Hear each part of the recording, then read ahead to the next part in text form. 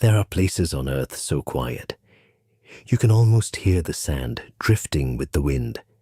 There are creatures that spend their entire lives hidden in darkness, and humans have only just discovered them. And there are mysteries that, the deeper you explore, the more beautifully strange this world becomes. Welcome to Relax Story, a place where we do not rush, where things are not loud. We simply slow down for a little while together to explore nature, hidden mysteries, and sometimes a few facts that make you quietly say, "Wait, seriously." Now then, get comfortable. Our journey is about to begin.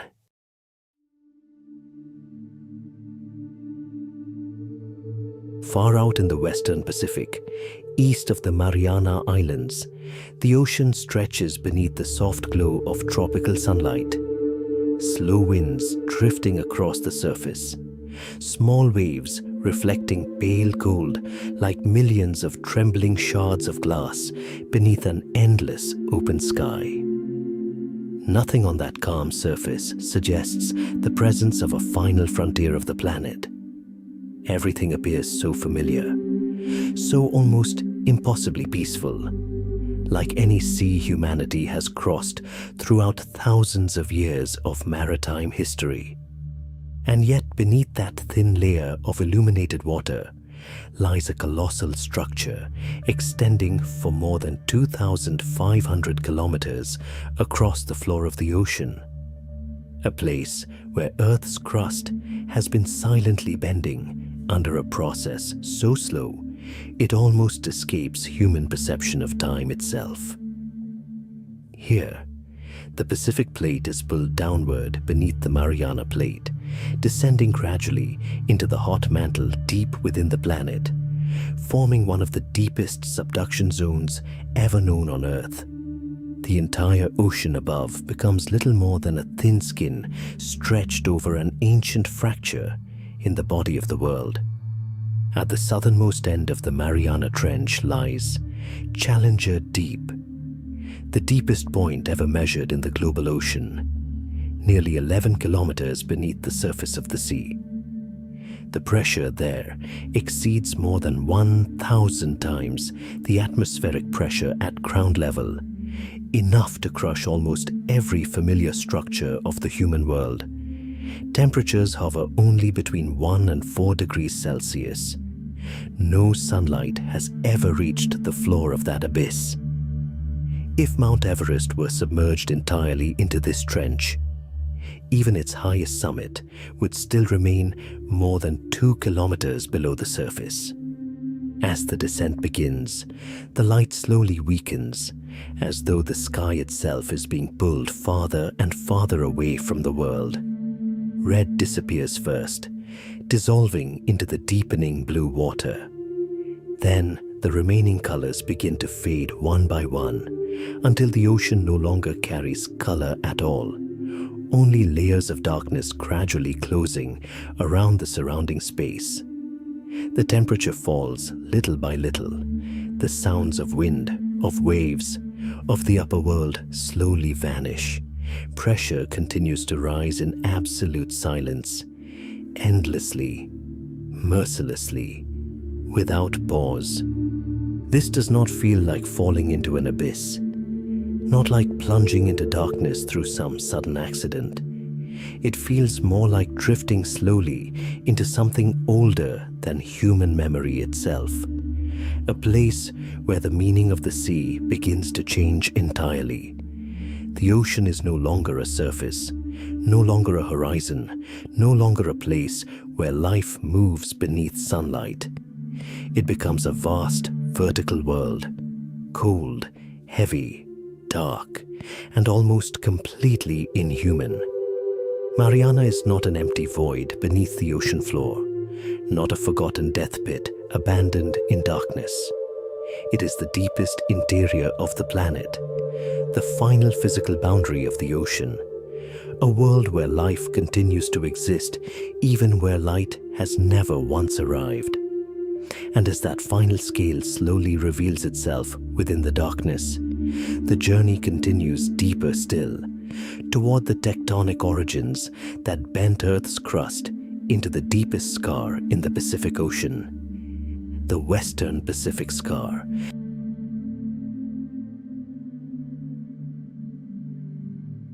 Around 200 meters beneath the surface, the ocean begins to enter another state of existence, as though the familiar human world is slowly dissolving into cold water. This is the Mesopelagic Zone, the vast Twilight Zone stretching down toward nearly 1,000 meters deep, where day is no longer truly day, yet night has not fully swallowed everything below. The surface above is now too distant to feel the motion of waves, yet the seafloor remains impossibly far beneath. And so the entire realm exists as an endless, suspended column of water, hanging between dying light and the widening darkness below. The sunlight that once pierced the sea in shimmering blue ribbons now weakens so rapidly it almost feels perceptible by instinct alone. Red disappears first, then orange, then yellow, leaving behind only a pale and ghostly blue, drifting weakly through the depths. The farther downward the descent continues, the more the ocean loses the colors of the surface earth. Coral reefs, silver reflections, the bright movement of daylight, all begin to fade into shadow and vast blue-black emptiness without visible end. Photosynthesis ends here. Direct energy from the sun is no longer created. Temperature falls quickly. The seawater becomes colder, denser, quieter, while oxygen begins fluctuating from region to region, forming pockets where life must learn to survive with less energy than ever before. This is where the ocean begins to stop resembling the world humanity knows. And within that dimness, the first creatures of the dark begin to appear. Not like the animals of the upper sea, but like living structures redesigned for endless low light. Lanternfish drift through the deep water column like tiny moving stars suspended in night. They belong to one of the most abundant groups of fish on Earth, even though most humans will never see one with their own eyes. Along their bodies glow rows of bioluminescent photophores, delicate organs of light forming soft, luminous chains beneath the cold water. Every night, billions of lanternfish rise together toward the surface to feed on zooplankton within the richer upper layers. And before dawn, they descend once more into darker depths to avoid the predators above. That vertical migration unfolds every single day on such a colossal scale that the entire ocean almost seems to breathe in darkness. And through that silent movement, carbon from the illuminated world is carried deeper below. Waste, drifting carcasses, microscopic fragments of organic matter begin falling slowly through the water column, like night snow beneath a hidden sky, becoming the first marine snow that nourishes ecosystems even farther down. The Mesopelagic is not merely a layer inhabited by living creatures. It is an energy bridge between the sunlit surface and the deep realms nearly severed from sunlight itself. Farther out in the cold blue shadow, hatchetfish emerge with bodies thin as silver blades. Their undersides emit faint downward light, a strategy known as counter-illumination, erasing their own silhouettes from predators watching upward from beneath. Rather than resisting the darkness, their bodies learn to dissolve into it. Even light itself is no longer used to clearly see the world, but to disappear from it.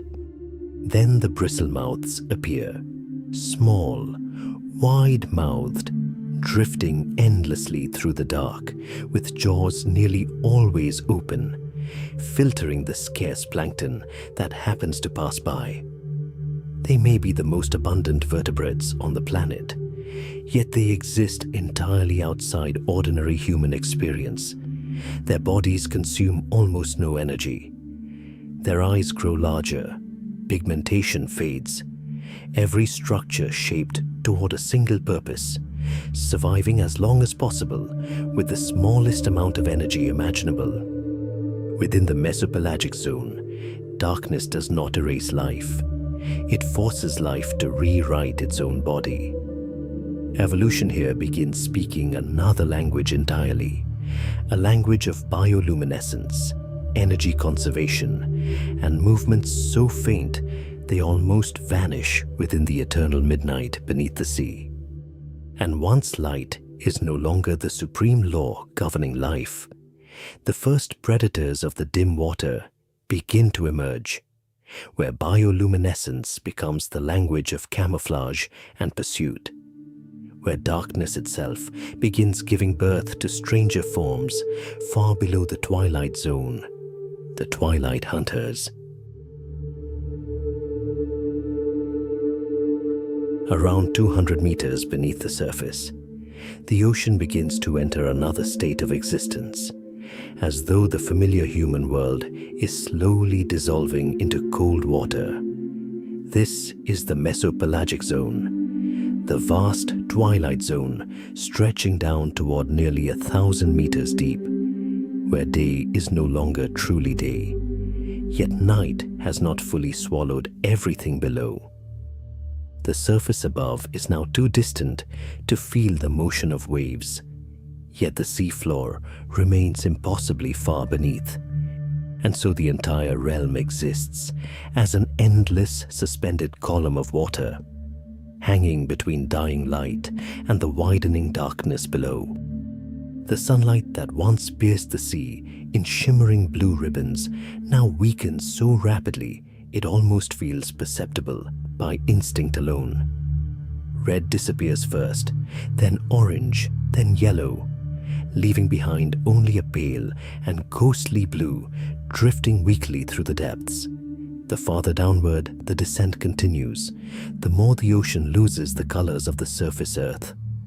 Coral reefs, silver reflections, the bright movement of daylight, all begin to fade into shadow and vast blue-black emptiness without visible end. Photosynthesis ends here. Direct energy from the sun is no longer created. Temperature falls quickly. The seawater becomes colder, denser, quieter, while oxygen begins fluctuating from region to region, forming pockets where life must learn to survive with less energy than ever before. This is where the ocean begins to stop resembling the world humanity knows. And within that dimness, the first creatures of the dark begin to appear, not like the animals of the upper sea, but like living structures redesigned for endless low light. Lanternfish drift through the deep water column like tiny moving stars suspended in night. They belong to one of the most abundant groups of fish on Earth, even though most humans will never see one with their own eyes. Along their bodies glow rows of bioluminescent photophores, delicate organs of light forming soft, luminous chains beneath the cold water. Every night, billions of lanternfish rise together toward the surface to feed on zooplankton within the richer upper layers. And before dawn, they descend once more into darker depths to avoid the predators above. That vertical migration unfolds every single day on such a colossal scale that the entire ocean almost seems to breathe in darkness. And through that silent movement, carbon from the illuminated world is carried deeper below. Waste, drifting carcasses, microscopic fragments of organic matter begin falling slowly through the water column like night snow beneath a hidden sky, becoming the first marine snow that nourishes ecosystems even farther down. The mesopelagic is not merely a layer inhabited by living creatures. It is an energy bridge between the sunlit surface and the deep realms nearly severed from sunlight itself. Farther out in the cold blue shadow, hatchetfish emerge with bodies thin as silver blades. Their undersides emit faint downward light, a strategy known as counter-illumination, erasing their own silhouettes from predators watching upward from beneath. Rather than resisting the darkness, their bodies learn to dissolve into it. Even light itself is no longer used to clearly see the world, but to disappear from it. Then the bristlemouths appear, small, wide-mouthed, drifting endlessly through the dark with jaws nearly always open, filtering the scarce plankton that happens to pass by. They may be the most abundant vertebrates on the planet, yet they exist entirely outside ordinary human experience. Their bodies consume almost no energy. Their eyes grow larger. Pigmentation fades. Every structure shaped toward a single purpose, surviving as long as possible with the smallest amount of energy imaginable. Within the mesopelagic zone, darkness does not erase life. It forces life to rewrite its own body. Evolution here begins speaking another language entirely, a language of bioluminescence, energy conservation, and movements so faint they almost vanish within the eternal midnight beneath the sea. And once light is no longer the supreme law governing life, the first predators of the dim water begin to emerge, where bioluminescence becomes the language of camouflage and pursuit, where darkness itself begins giving birth to stranger forms far below the twilight zone, the Twilight Hunters. At depths between roughly 500 and 1,000 meters beneath the western Pacific, the ocean enters a state unlike anything within ordinary human experience. This is the deeper mesopelagic, the final transition between the world that still belongs to the sun and the world surrendered entirely to darkness. Light still exists here, but only as something fading, a dying memory of deep blue suspended weakly through the cold water closing overhead. The final rays of the sun are no longer strong enough to sustain life the way they do in shallow seas. Photosynthesis nearly disappears. Carbon flux from the surface begins to weaken. With every meter downward, temperatures continue falling while pressure compresses what little biological space remains. Inside this realm, traditional vision slowly loses its dominance. Eyes once shaped for daylight become nearly useless against the endless dark blue void. The ocean is no longer a place where creatures merely avoid the dark. Here, darkness itself becomes a tool, a medium to manipulate, exploit, and transform into evolutionary advantage. And within that dim, suspended water, dragonfish appear like living streaks of light drifting through the abyss. Their bodies are so elongated and dark that they almost vanish completely against the black-blue water behind them. Their jaws open unnaturally wide, extending into living traps lined with thin teeth sharp as glass. Along their bodies pulse tiny photophores, glowing rhythmically, like secret signals from a biology no longer dependent on the sun.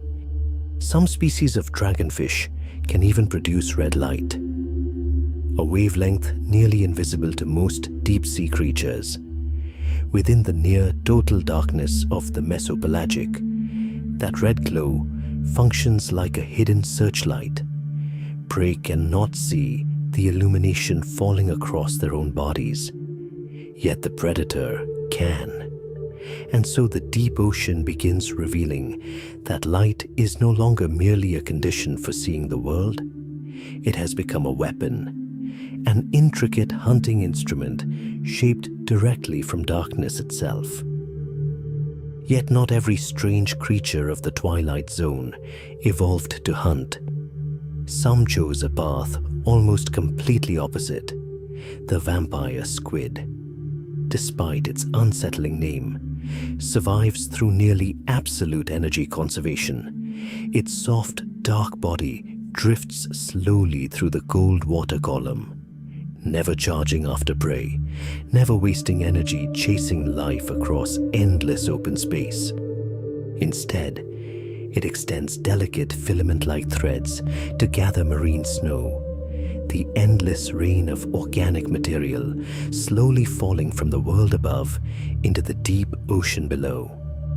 Fragments of plankton, animal waste, dead tissue, drifting biological dust, all become enough to sustain life within one of the most energy-starved environments on Earth. In the vampire squid, the strangeness does not lie in violence, but in the ability to survive scarcity across millions of years.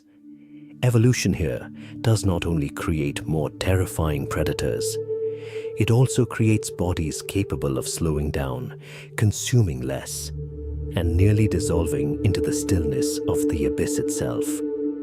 Farther out within the suspended darkness, siphonophores stretch through the water like endless luminous chains. They are not single organisms, but entire living colonies fused together from specialized zooids. One part moves, one digests, one reproduces. Their impossibly long tentacles drift through the water column like glowing hunting networks, silently capturing zooplankton, small fish, and anything slow enough to pass between them. During the Mariana descent, evolution does not merely alter the shapes of creatures.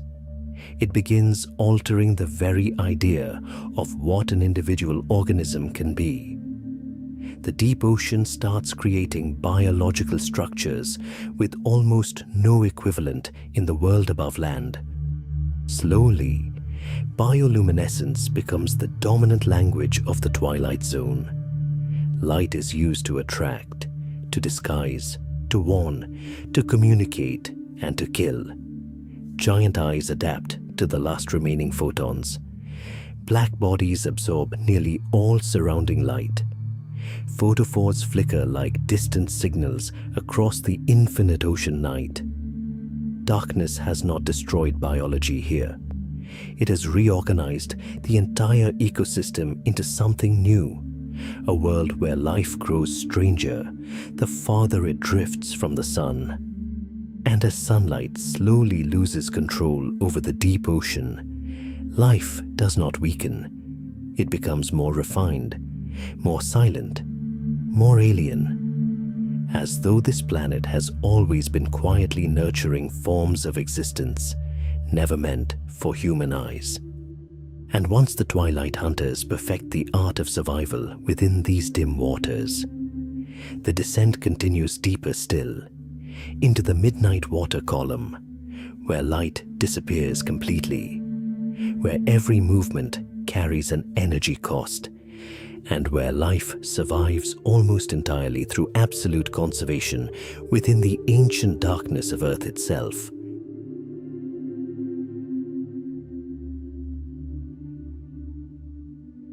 At depths approaching 1,000 meters, the ocean begins to cross an almost absolute boundary, a threshold where the final remnants of sunlight are swallowed completely, leaving below it a black column of water that continues for kilometers deeper into the body of the planet. This is the bathypelagic zone, the midnight zone of Earth, a realm where day and night no longer exist as separate experiences, because no sunrise has ever reached this place, and no sunset has ever truly left it behind. There is only stable darkness, ancient darkness, water held near 4 degrees Celsius, with almost unchanging permanence, and immense pressure rising from 100 to 400 times that of the sea surface, compressing the entire ocean column into an environment the human body was never shaped to understand instinctively. Here, the feeling of distance begins to lose its ordinary meaning.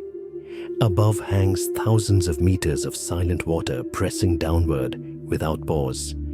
Below, the abyss still continues. There are no coral reefs anymore. No silver schools of fish turning sunlight into motion. No constant turbulence of an energy-rich sea. The Bath-Hypelagic zone does not operate through abundance. It operates through absence. Carbon is so scarce here that every fragment of organic matter becomes an ecological event. Tiny particles of marine snow, decaying bodies, the remains of creatures falling from the layers above, all drift slowly through the darkness for weeks before finally reaching the organisms waiting below. In this world, life is no longer defined by growth or expansion, but by the ability to consume less than almost anywhere else on Earth. Within that endless column of dark water, a small body appears and disappears almost immediately into the thickness of the blackness. The fang-toothed fish, Anoplogaster cornuta, carries jaws that seem disproportionate even to itself. Its body is not large, yet the teeth extend outward as though they belong to an entirely different creature. In waters where prey may not appear for days, sometimes weeks, every opportunity must be secured with absolute violence. A wide mouth, hypersensitive predatory sensors, rapid reactions inside near invisible space. All of it exists for one purpose alone: to ensure that if another organism drifts accidentally through this darkness, the chance will not be wasted. The fangtooth does not hunt out of aggression. It hunts because scarcity makes every mistake unbearably expensive. Farther out in that cold and heavy water, the gulper eel drifts silently like a structure born from the very logic of starvation itself. Its enormous expandable jaw, its stomach capable of stretching to hold meals larger than its own body. The faint bioluminescent glow flickering from its tail. None of it evolved for speed, but for waiting. Most of the time, the creature barely moves at all. It simply hangs suspended in the water like a patient trap, because at these depths, a single rare meal may determine survival for weeks afterward. The ocean below does not reward excess energy. It rewards the ability to extend existence slightly longer inside the poorest environment on the planet. Many organisms here begin abandoning almost everything that once made animals powerful in the upper ocean. Giant jellyfish, their gelatinous bodies soft and nearly transparent, do not resist pressure, but allow pressure to move directly through them. Those delicate tissues consume almost no energy, drifting slowly with the currents rather than fighting against them. No unnecessary motion, no heavily developed muscles built for speed, only quiet suspension through deep, cold darkness. And sometimes, beneath the dim illumination of the few machines humanity has lowered into the abyss, the big-fin squid appears like something detached from the familiar history of life itself. Its impossibly long filaments descend through the water like endless threads, while the body remains almost perfectly still inside the black column of the sea, suspended with such strange stillness that it becomes difficult to tell whether it is hunting or merely waiting. Some scientists believe those elongated appendages function as passive feeding nets, allowing the ocean itself to deliver prey towards the animal. Even the behavior of this creature remains largely mysterious. because human beings rarely reach the place where it lives. Inside the bathypelagic world, animal bodies slowly become expressions of conservation. Muscles shrink, tissues soften, metabolisms slow. Movement is reduced toward the bare minimum. Many creatures nearly abandon the idea of speed altogether in exchange for something far more valuable here: the ability to survive one more day within endless darkness and crushing pressure. Life continues inside that midnight water column, yet every movement now carries an invisible cost.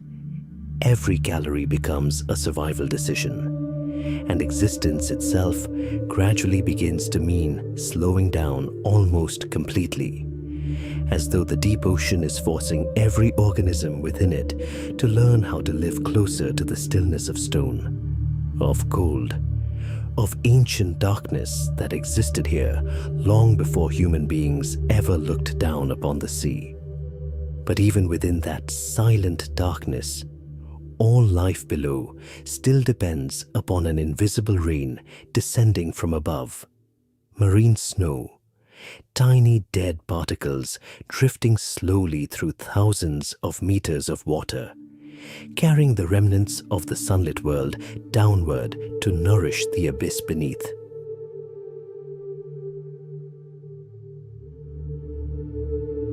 Beneath the layers of water still touched by sunlight, a storm has been falling endlessly across the oceans of Earth. So slow, it is almost invisible. So quiet that no surface creature has ever truly noticed it happening. From the bright blue epipelagic waters down toward the black abyssal depths below, billions of particles of organic matter descend every day like a planetary snowfall of biology, carrying the remains of the illuminated world into places where no dawn can ever arrive again. These falling particles are called marine snow, though they resemble nothing of the winter skies above land.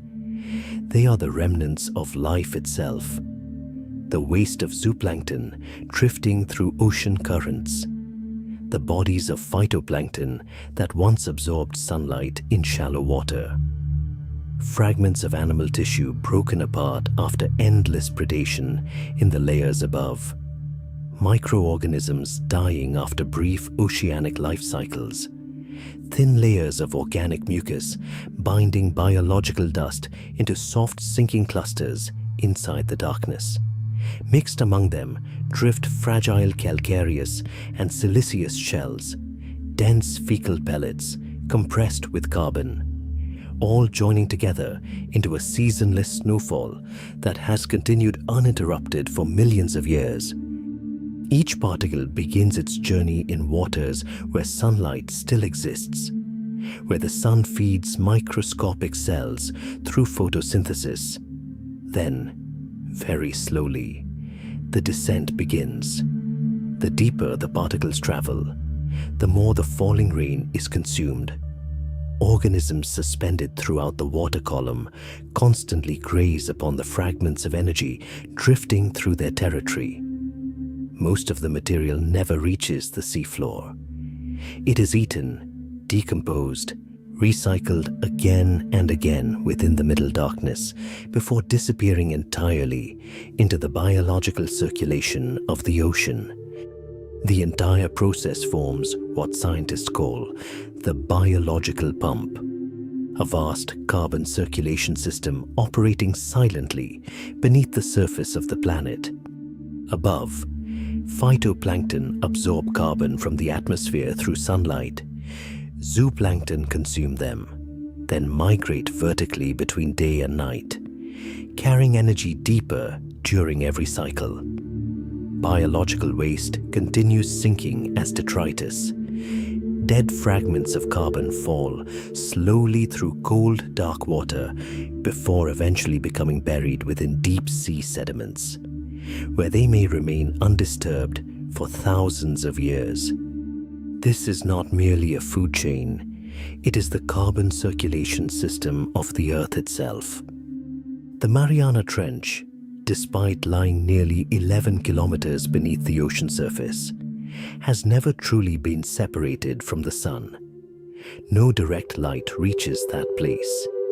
Yet every organism within the abyss still survives on energy that once belonged to sunlight above.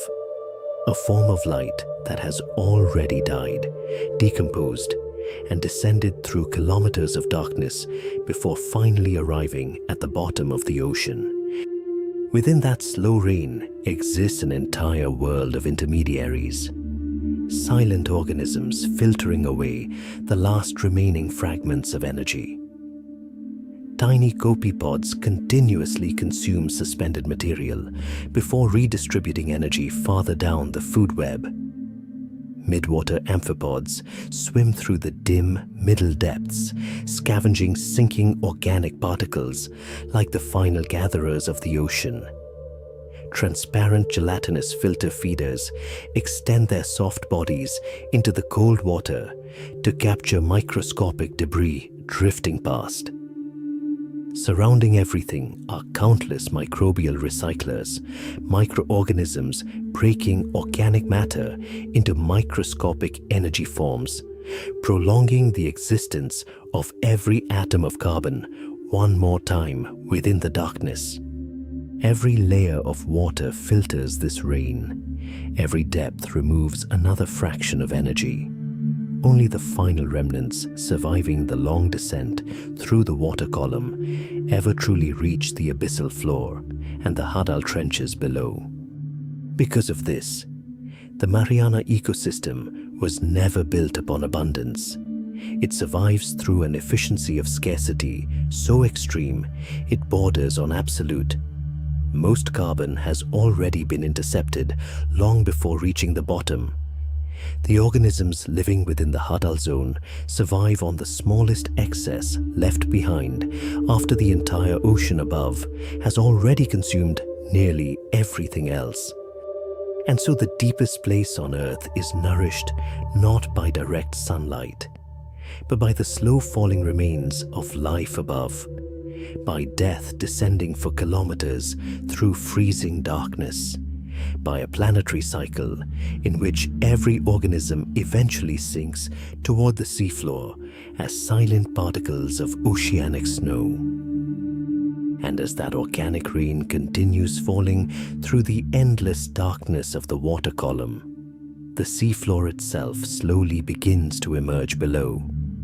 A vast abyssal plain, cold and immense, where life no longer drifts suspended through empty space, but begins attaching itself to ancient sediment that has rested quietly at the bottom of the planet for millions of years.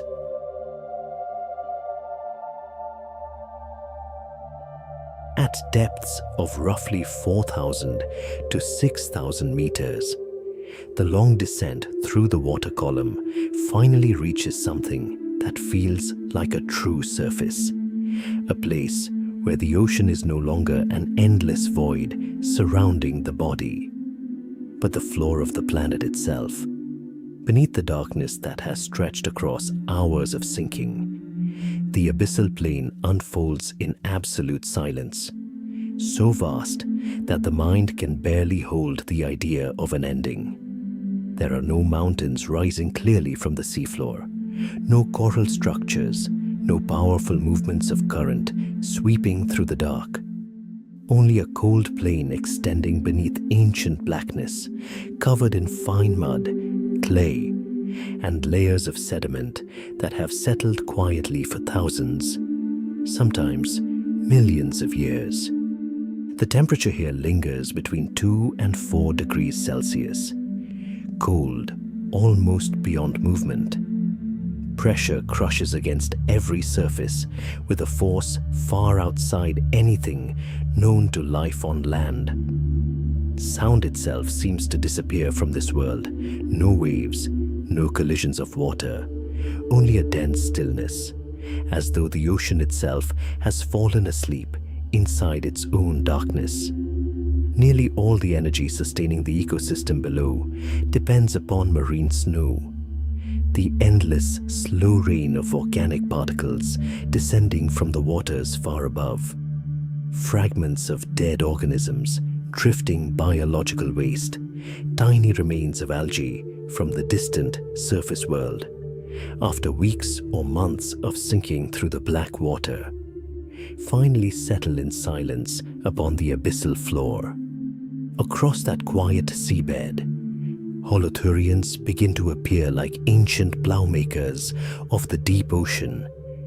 Their soft bodies move with extraordinary slowness, almost impossible to perceive over short spans of time. They do not chase. They do not ambush. They do not surge forward in pursuit of prey. Their entire existence revolves around processing the thin organic layer spread across the seafloor. Sediment is drawn slowly into their bodies, minute traces of organic matter separated from the mud. The remaining material returned once more to the abyssal plain.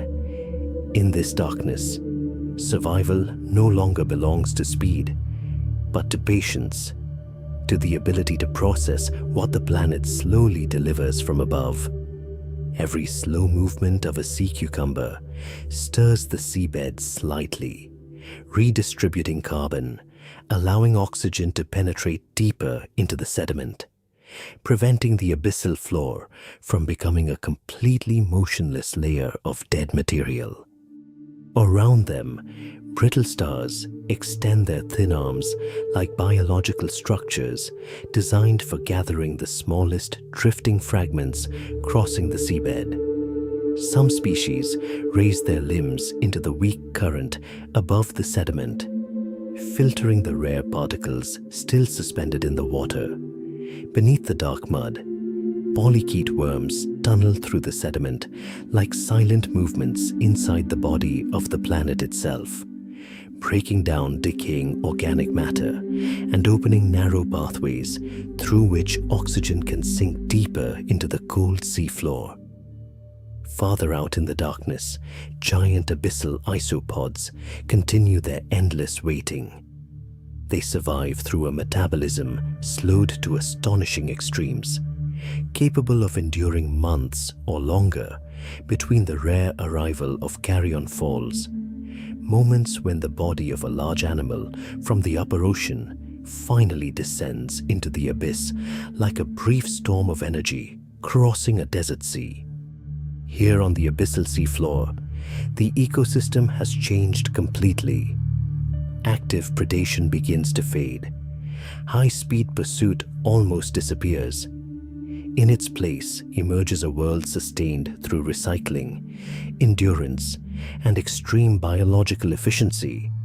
Life cycles stretch longer, rhythms slow further. Energy becomes so precious that no organism can afford to waste it. The abyssal plain is therefore not simply the bottom of the ocean, but a vast planetary recycling engine, a place where the Earth continuously processes the material descending from the living layers above. Farther ahead in the darkness, the landscape begins to change so gradually that it is almost impossible to notice at first. The abyssal plain slowly tilts downward. Sediment thickens. Organic carbon begins accumulating inside deeper depressions, opening in the seafloor ahead. The Mariana Trench no longer exists merely as a geographical concept, but as a gigantic planetary funnel, a sink drawing the ecosystem itself farther downward. This is the final threshold of the familiar ocean, where the dominance of vertebrate life slowly begins to weaken, and where new biological rules begin replacing the world above.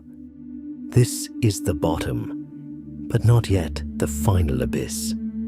Only a cold plain where the planet quietly gathers, recycles, and prepares for stranger forms of existence still waiting below. Where the darkness will grow heavier, the pressure more merciless, and life will continue descending into limits humanity has almost never truly belonged to.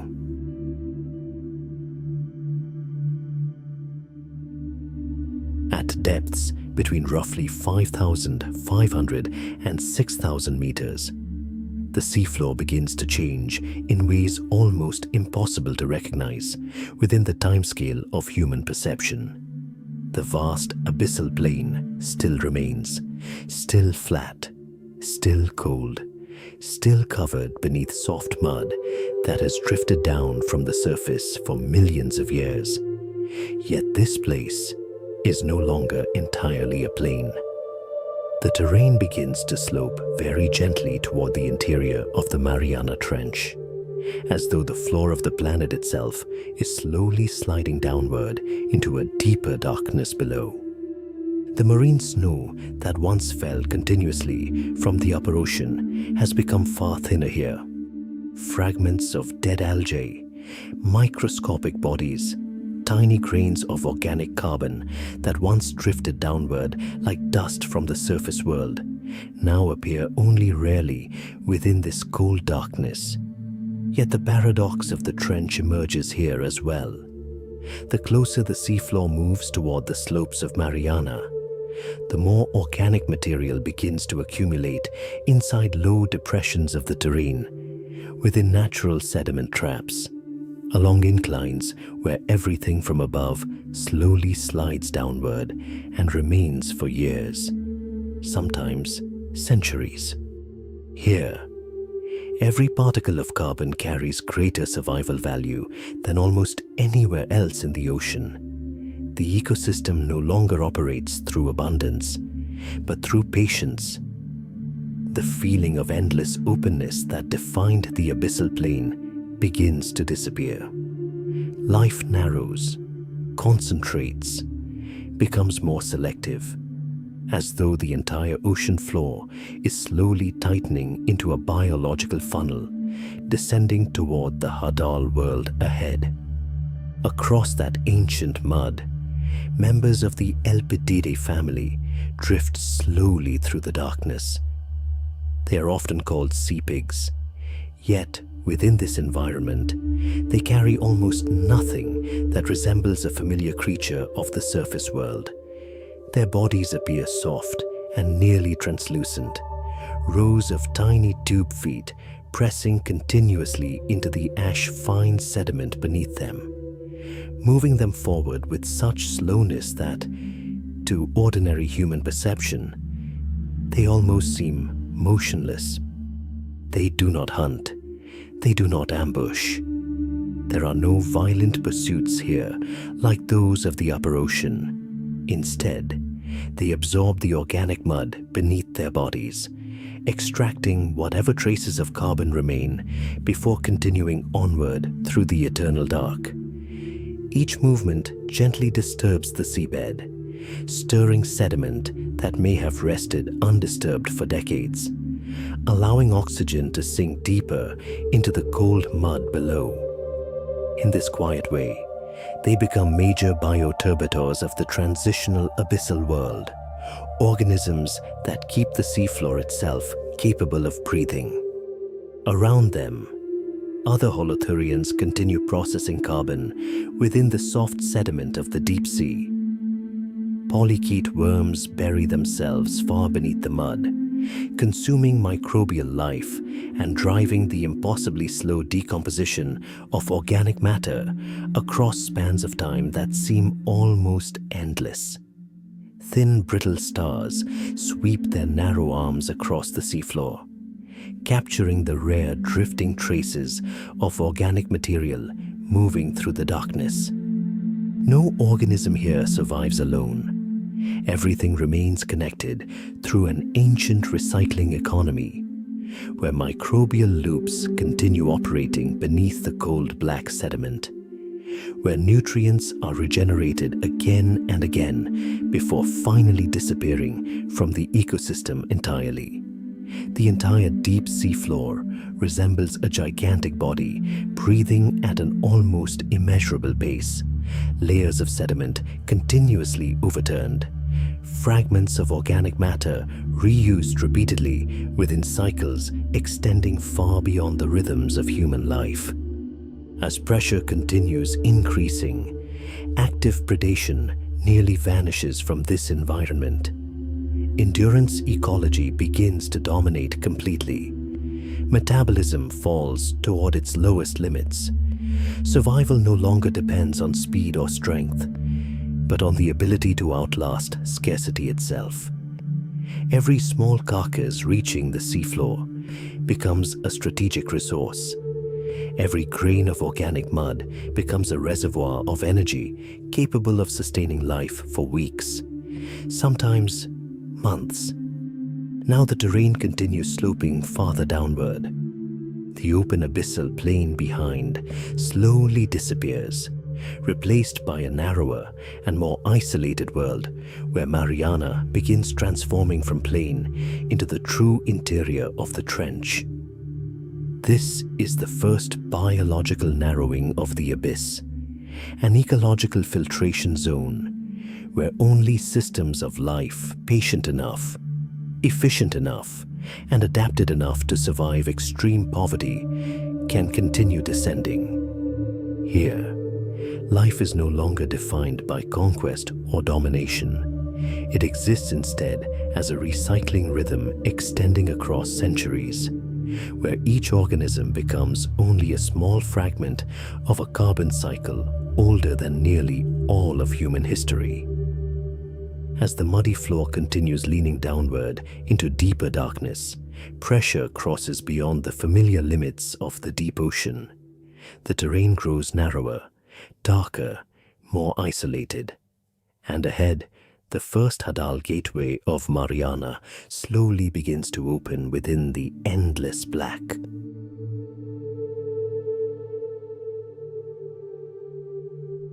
Once the depth passes 6,000 meters, the ocean begins to change in ways almost impossible for human intuition to recognize. Above, the abyssal plain that once stretched outward like an endless black desert slowly disappears behind the descent, replaced by submerged vertical structures rising like the walls of a closing world.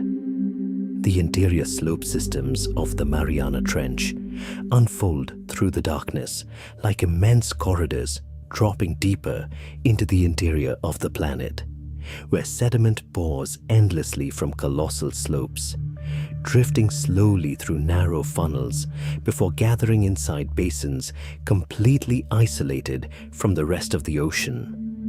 Pressure here has already surpassed 600 times the pressure at sea level. Nothing survives in this place without being restructured at the molecular scale. Water no longer simply surrounds the body. It crushes every biological space within it, forcing cell membranes into conditions most surface life has never needed to endure. And yet the strange truth is that Mariana does not die beneath that pressure. It becomes more selective, slower, more isolated, as though the planet itself is constructing an entirely separate law of survival beneath the familiar ocean above. The trench corridors descending into the dark no longer belong to the open deep ocean. They resemble internal fractures of the Earth itself, places where carbon drifting from the upper world is pulled downward like black snow, falling forever through eternal darkness. Sediment gathers into thick, soft layers resembling ancient ash, preserving every rare fragment of organic material sinking from the world of light. Inside spaces divided by steep walls, the deeper basins begin functioning almost like biological islands submerged entirely beneath pressure. Biological exchange with the upper water layers weakens meter by meter, until each pocket of Mariana slowly develops as a vertically isolated ecosystem of its own. Here, evolution no longer favors speed or competition the way it does near the surface. Pressure specialization becomes the absolute condition for existence. Only organisms capable of stabilizing proteins beneath extreme compression, of sustaining biochemical reactions inside near freezing water, survive long enough to pass their traits into the generations that follow. Isolation extending across millions of years drives endemism higher and higher. One trench basin may contain an entirely different biological community from the basin beside it, despite being separated by only a few kilometers of darkness. Within the cold sediment, the first inhabitants of the Hadal Gate begin to appear. Primitive amphipods crawl slowly around carcasses falling from above, like the first scavengers of the abyss. Their pale, translucent bodies catch the last weak reflections from descending submersible lights, only to dissolve again into absolute blackness. They do not hunt through speed, they wait. In a world where energy has become almost impossibly scarce, scavenging evolves into a far more efficient survival logic than pursuit. Beneath the fine mud, deep foraminifera spread outward like fragile living structures, strangely soft yet enduring. Gone are the hardened shells familiar to shallow marine life. Their bodies adapt to pressure by becoming softer, more flexible, existing almost as extensions of the sediment itself. Around them, countless nematodes move endlessly through microscopic spaces, forming dense networks of meiofauna so abundant that every centimeter of mud contains thousands of silent living bodies recycling nutrients in darkness. But deeper still than the visible organisms lies the world of sediment microbes, the invisible biochemical foundation of the Hadal ecosystem. They decompose organic matter so slowly that the process nearly escapes human perception of time itself, cycling methane, nitrogen, and carbon through chemical reactions unfolding inside total darkness. Without them, the trench would become nothing more than a silent graveyard of sinking material. It is microbial amplification that allows Mariana to continue functioning as a sealed biosphere, where life persists not through sunlight, but through the relentless reuse of every final trace of energy. From this depth onward, the familiar ocean begins to end. Fish gradually lose the dominance they once held throughout the upper water columns. Arthropods, microbes, and sediment specialists slowly inherit the ecosystem through survival strategies far older than the predatory logic of illuminated seas.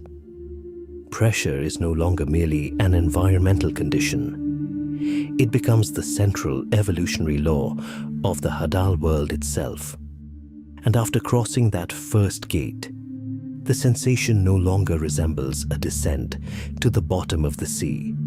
It feels more like entering another version of Earth entirely, a place where the planet rewrites the rules of life beneath crushing darkness stretched across millions of years, older than every city on the surface, more isolated than any continent that has ever existed, alien enough to feel almost separate from the human world itself.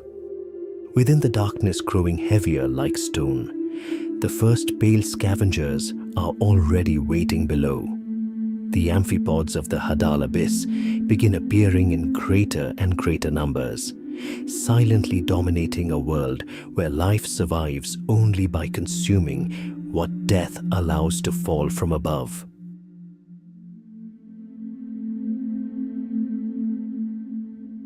At the deepest floor of the Mariana Trench, where cold mud stretches outward like a plain without sunrise, pale creatures begin appearing beneath the weak beams of deep submersible lights, moving silently across sediment black as ancient volcanic ash.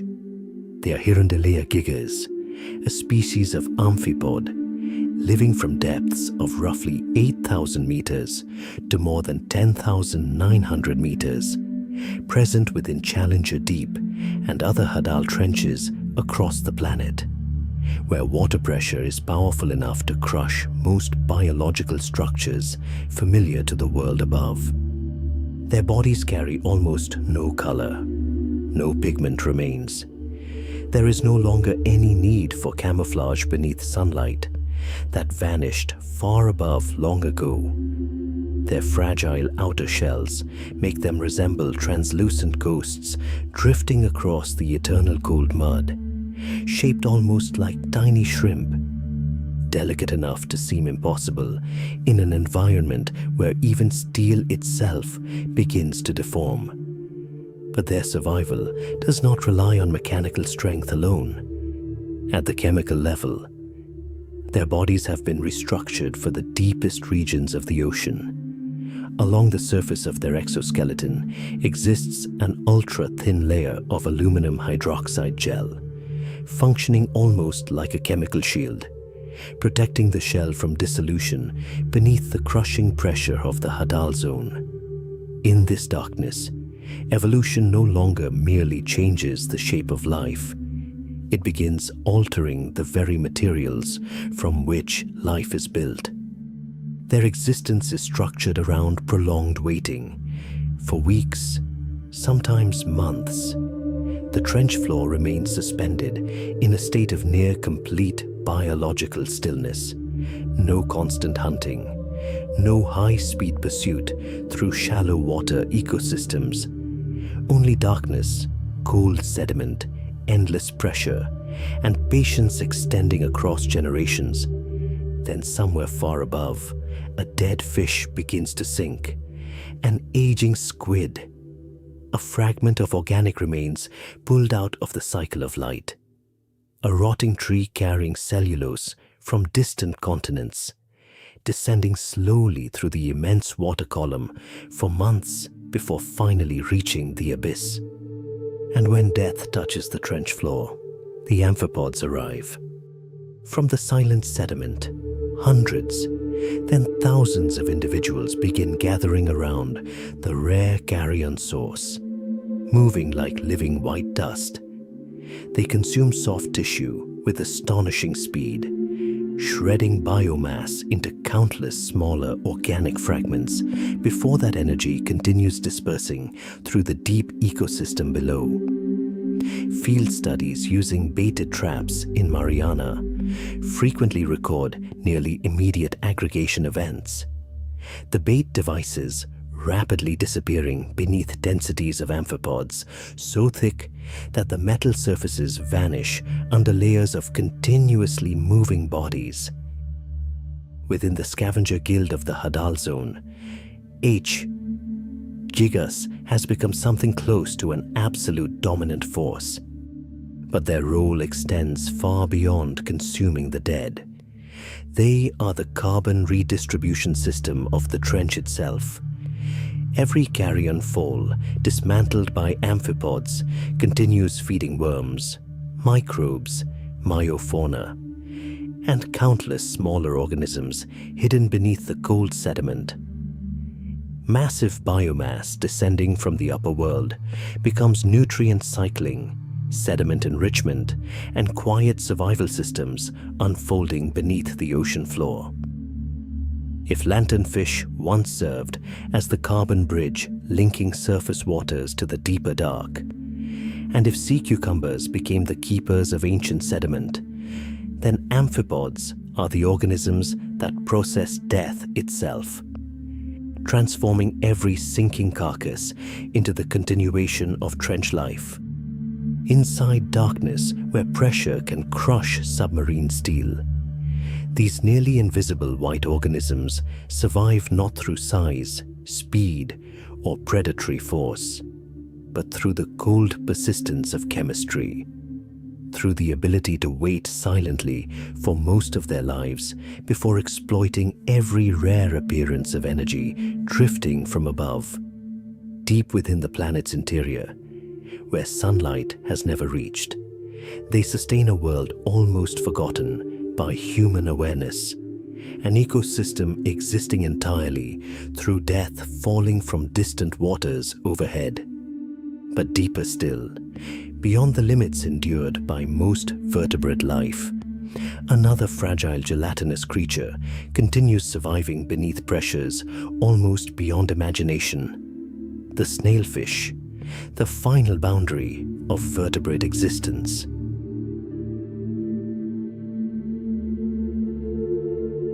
At the depth where the Mariana Trench begins to fold inward like a colossal fracture inside the crust of the planet, where water pressure has moved far beyond anything the human body was ever meant to understand, a vertebrate life form still continues in near absolute silence, not through strength, not through armor or immense muscle, but through a slow surrender into softness across millions of years of evolution.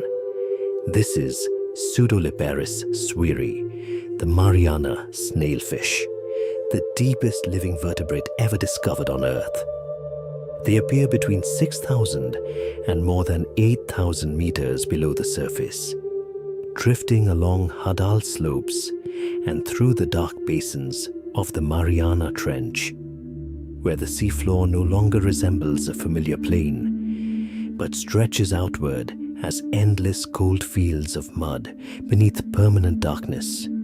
Here, soft sediment gathered from countless drifting carcasses has accumulated over millennia, feeding dense amphipod ecosystems, entire communities of tiny crustaceans constantly moving along the bottom like living dust crawling across the face of the planet.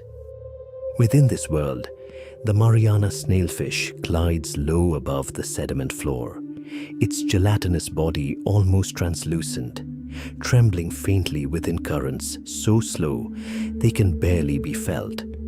It no longer resembles the idea of a fish carried in the human imagination. There is no swim bladder, because any gas-filled cavity at this pressure would collapse instantly. Its bones are so lightly mineralized, they approach fragility. The skull is not entirely sealed. The eyes have diminished, vision reduced until sight itself no longer remains central. The entire body feels like a vertebrate, slowly restructured from within by pressure, each layer of tissue gradually abandoning the rigidity once necessary in shallower water. The pressure here is immense enough to deform proteins, disable enzymes, and stiffen cellular membranes into instability. Yet inside that delicate body, biochemistry has been refined toward an extraordinary limit. Concentrations of TMAO, trimethylamine, N-oxide, rise to unusual levels throughout its tissues, functioning like an invisible chemical buffer that prevents proteins from collapsing beneath the enormous weight of the water column above. Cellular membranes are adjusted to remain flexible within temperatures hovering near freezing. Nerve signals continue to travel through darkness deeper than any night on land. This is no longer a simple adaptation. It is an entire biological system forced into negotiation with the pressure of the planet itself. And even that negotiation has limits. TMAO can continue increasing with depth, but biochemistry cannot expand forever. Beyond a certain threshold, the very compound protecting life begins to burden the cell itself. And so, the Mariana snailfish appears to stand near the final boundary of bony fish existence. Deeper still, vertebrate diversity declines sharply. Fish begin disappearing from the Hadal darkness, as though the ocean itself is slowly closing its final door against them. Yet within that narrow space above the trench floor, the Mariana snailfish remains a predator. Not fast, not violent. It moves slowly, conserving energy with absolute precision, listening for the faintest vibrations passing through the cold sediment below. Amphipods, tiny crustaceans, and countless benthic invertebrates become its primary food source. Every movement matters, because at this depth, energy is more valuable than speed.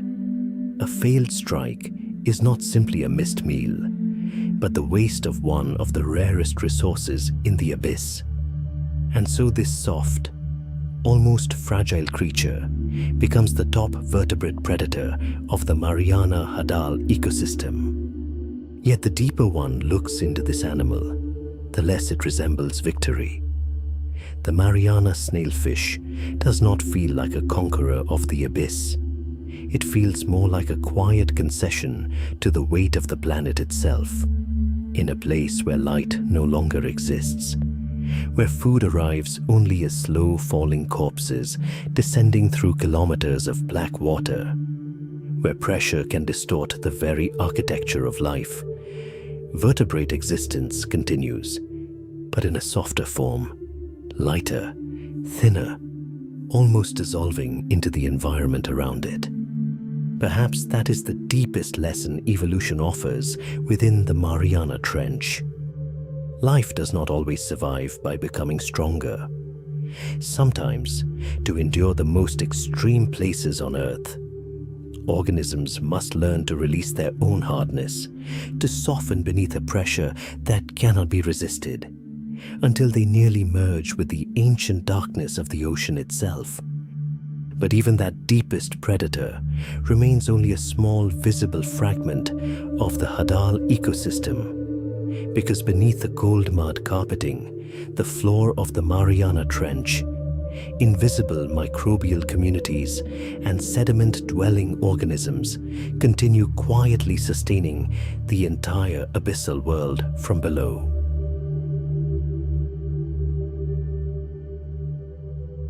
Across the cold mud plains buried beneath the abyssal depths and along the dark slopes of the Mariana Trench, where soft sediment has accumulated for millions of years beneath pressures strong enough to crush steel, and sunlight vanished long ago somewhere far above the ocean, strange structures begin to emerge across the nearly motionless seafloor.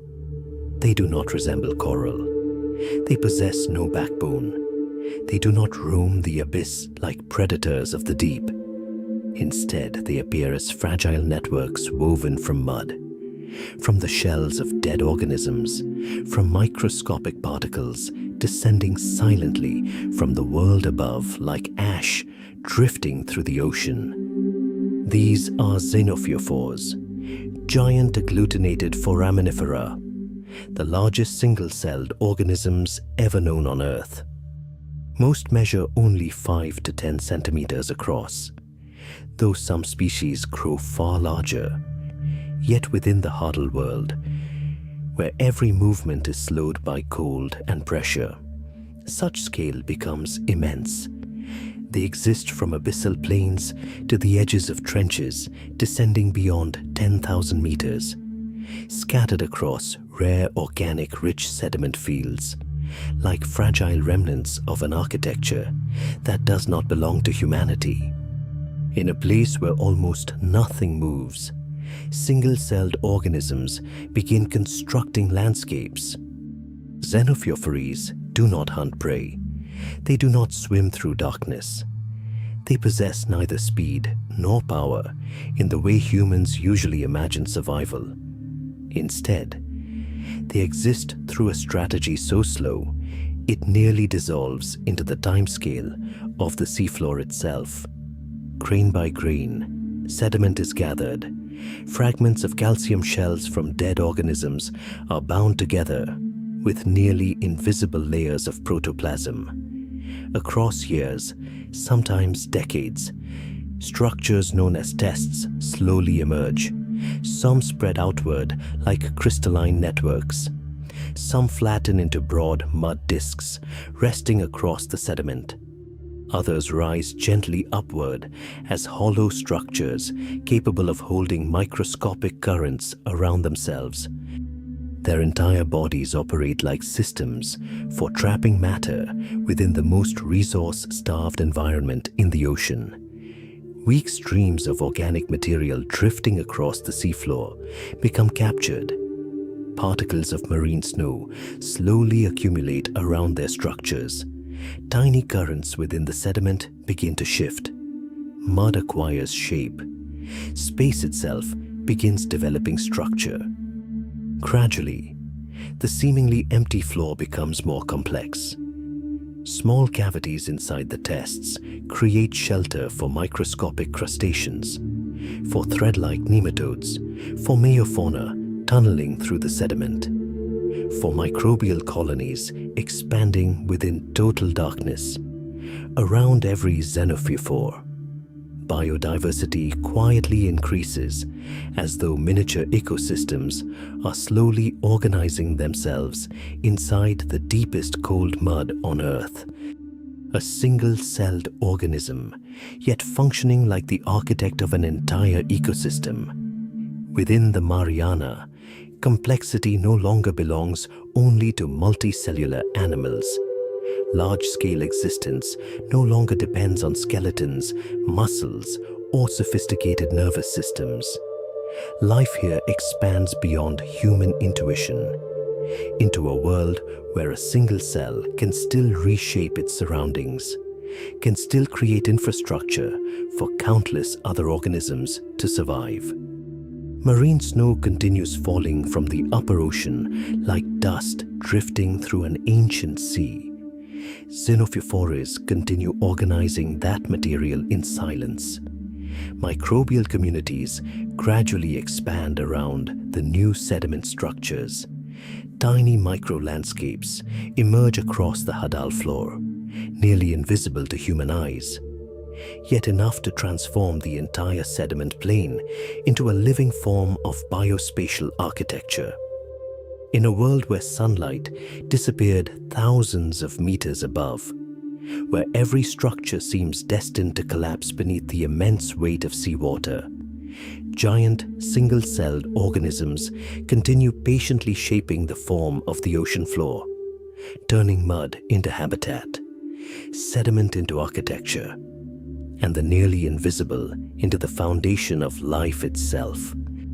The Mariana is not shaped only by tectonic plates colliding beneath the crust of the planet. It is also constructed by organisms so small, humans rarely think about their existence, yet large enough to alter the ecological structure of the abyss itself.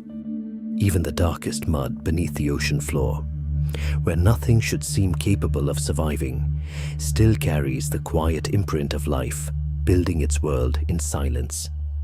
And beneath even those single-celled architectures, deeper inside sediments compressed for millennia beneath the weight of the ocean, other soft-bodied and persistent forms continue burrowing, recycling, and sustaining movement within the invisible biosphere of the Mariana.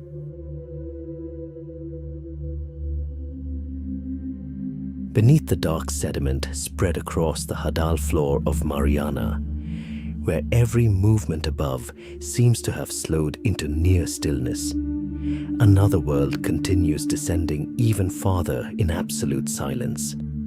The seafloor is not the end of this abyss. It is only the outer skin of a buried biological labyrinth, hidden beneath thousands of years of accumulated matter. Ancient sediment layers rest upon one another, like the memory strata of the ocean itself. Each centimeter of mud preserving traces of countless organisms that have fallen from the world above across unbroken millennia. Marine snow still drifts downward from distant waters far overhead. Tiny organic particles quietly settling across the Hadal plain like a snowfall, so slow it has lasted for millions of years. Dead microorganisms, fragments of biological debris, organic carbon, fine minerals released from underwater landslides, all gradually sink deeper into the cold, dark sediment below.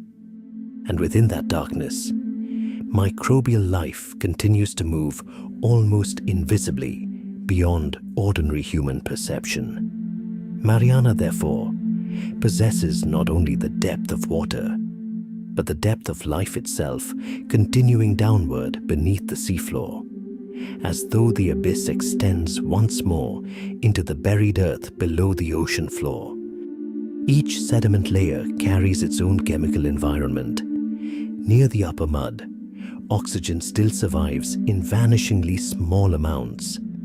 Aerobic microbes process the fresh organic matter arriving from above, sustaining the first stages of decomposition within the narrow spaces between sediment grains. But farther below, oxygen disappears entirely. Anaerobic zones begin spreading through the darkness. Bacteria shift into sulfate reduction, extracting what little energy remains hidden inside the buried organic matter. In isolated pockets, methanogenesis quietly emerges, methane forming as one of the final products of life, still struggling to maintain itself where usable energy has nearly vanished. The spaces here are so small that many organisms survive only within microscopic gaps between sediment particles. The immense pressure of thousands of meters of water crushes against every surface. Low temperatures remain endlessly stable. Energy falls toward its absolute minimum. And yet, the deeper the sediment becomes, the more life refuses to disappear. It simply grows smaller, slower, more concealed, as though the entire ecosystem is learning how to survive through movements almost too faint to exist. Within the compressed mud, polychaete worms begin tunneling through the sediment with long, soft bodies shaped by the deep darkness. They consume decaying organic material while redistributing nutrients through multiple buried layers of mud. Their slow movements create silent but essential bioturbation, opening microscopic oxygen pathways that reach deeper into the compact sediment below. Nearby, spoonworms continue gathering sediment around themselves, processing tiny organic particles that may have remained buried in darkness for centuries. They endlessly recycle the seafloor, sustaining sediment turnover like slow biological machines, quietly preserving the ability of Mariana's floor to continue breathing. At far smaller scales, nematodes appear in enormous densities within microscopic sediment gaps. They feed on microbes, moving through spaces nearly invisible even under magnification, becoming one of the foundational links of the Hadal mud food web. Around them exists an entire universe of meiofauna, wedged between sediment grains, enduring crushing pressure and prolonged oxygen scarcity, while still maintaining biological processing at the smallest levels imaginable. The entire system functions as a recycling layer hidden beneath the ocean itself. Nutrient recycling continues in silence. Carbon undergoes mineralization through countless slow reactions unfolding across geological time. Localized oxygenation zones are maintained through the burrowing activity of sediment organisms. Microbial communities are sustained by microscopic material flows continuously threading through the dark mud. Decomposition continuity never truly stops. Survival here is not built on speed or strength. Metabolism falls to extremely low levels. Growth stretches across years. Life cycles slow until they nearly merge with the ancient movement of the sediment itself. Life beneath Mariana does not compete through bursts of energy, but through endurance biology, through the ability to remain alive longer within conditions that most of the world above could never survive. The surface of Mariana was once the abyss's first recycling system, but the sediment beneath reveals an even older and quieter underworld ecology. Every buried layer contains different carbon pathways, different chemical gradients, different communities of organisms and microbes, transforming the trench into a vast planetary biological archive. a living sediment labyrinth where life continues operating beneath what humanity once believed to be the final boundary of the ocean, even in places buried beneath thousands of years of falling matter, where darkness and pressure seem to have sealed away all movement. Life continues digging, digesting, recycling, maintaining the silent respiration of the planet within almost eternal stillness. Mariana therefore does not contain only a world upon the seafloor, but another world beneath the floor itself, a hidden world buried beneath another world, where life does not resist burial, but transforms burial into the very place where existence becomes possible. And deeper still, as multicellular organisms slowly give way to older, smaller, nearly invisible living systems, Mariana begins revealing the ultimate biosphere of the abyss, microbial kingdoms silently operating the foundational chemical cycles of the entire ocean beneath eternal darkness.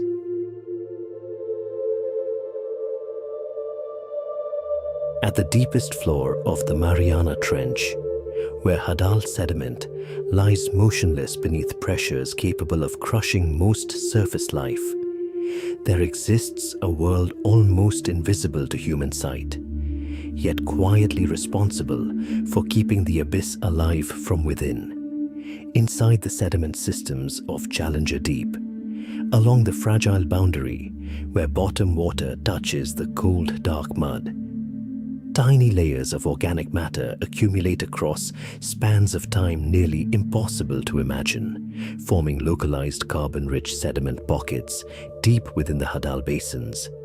There is no light here, no sunrise, only endless cold, oxygen fading centimeter by centimeter deeper into the mud, and immense pressure resting upon every molecule of water, like a weight that never sleeps. If the larger creatures encountered throughout this descent were forms the human imagination could still hold on to, then the microorganisms here are the true systems operating Mariana from the inside, slowly, patiently, almost completely detached from the visible world familiar to human perception. Hidden within those black sediment layers are barophilic or piezophilic bacteria, life forms that not only survive Hadal pressure but thrive because of it. In their world, pressure is no longer destructive. It becomes a fundamental condition of existence, much like oxygen or water for surface organisms. Their enzymes are shaped to continue functioning beneath immense hydrostatic compression, while their cell membranes are finely adapted to avoid freezing or collapsing under the combined cold and pressure of the abyss.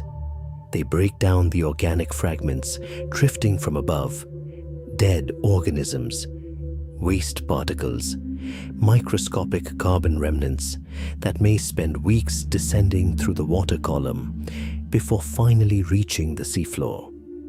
In places where larger animals become increasingly rare, these bacterial communities preserve the final biological rhythm of Mariana, continuing carbon turnover within the cold mud as though the ocean floor itself is still breathing very slowly.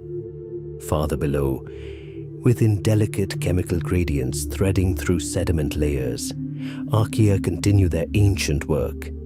They create no visible movement, produce no glow within the darkness, and possess no recognizable form for the human eye to follow.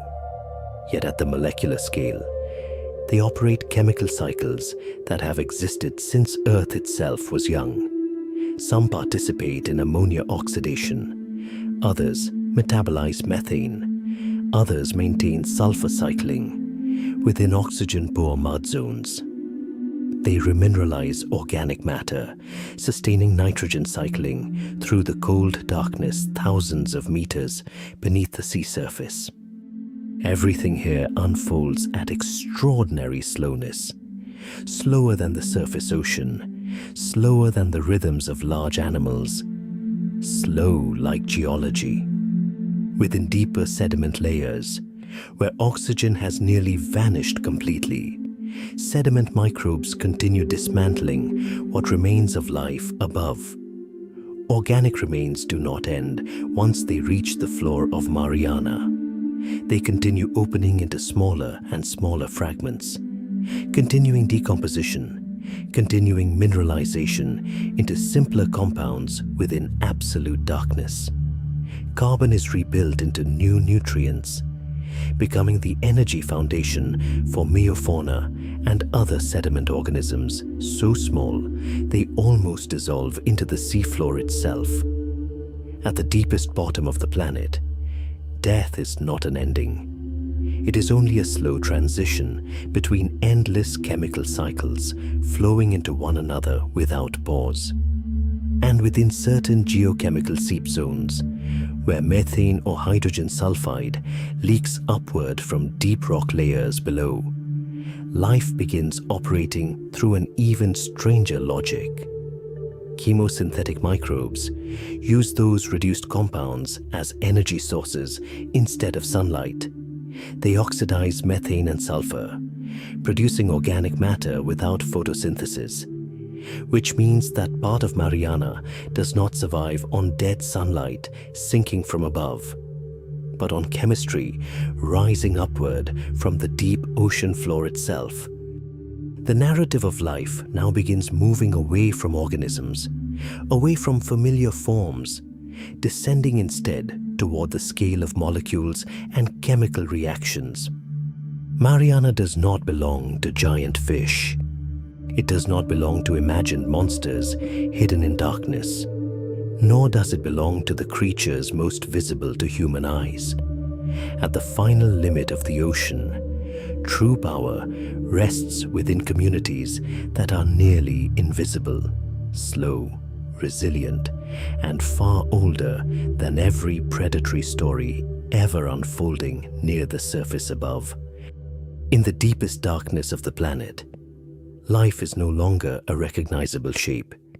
It becomes pressure-resistant enzymes, cell membranes that refuse to rupture beneath Hadal compression, tiny chemical reactions that never stop moving, quietly keeping the seafloor alive within almost eternal silence.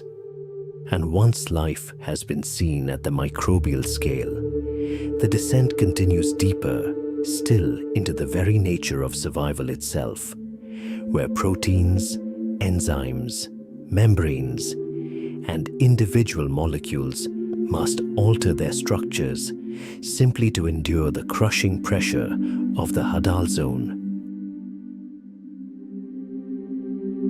At depths between 7 and nearly 10,000 meters, as the descent moves closer toward Challenger Deep, the ocean begins to enter a state where the familiar idea of life slowly starts to dissolve. Vast trench basins open beneath the darkness like ancient bowls carved into the body of the planet itself.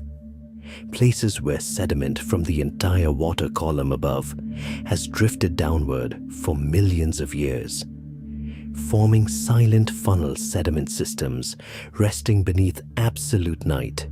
No light remains here, no cycle of day or night, no seasons, only stable cold water, scarce energy, and pressure compressing this entire world beneath forces exceeding 700 to nearly 1,000 atmospheres.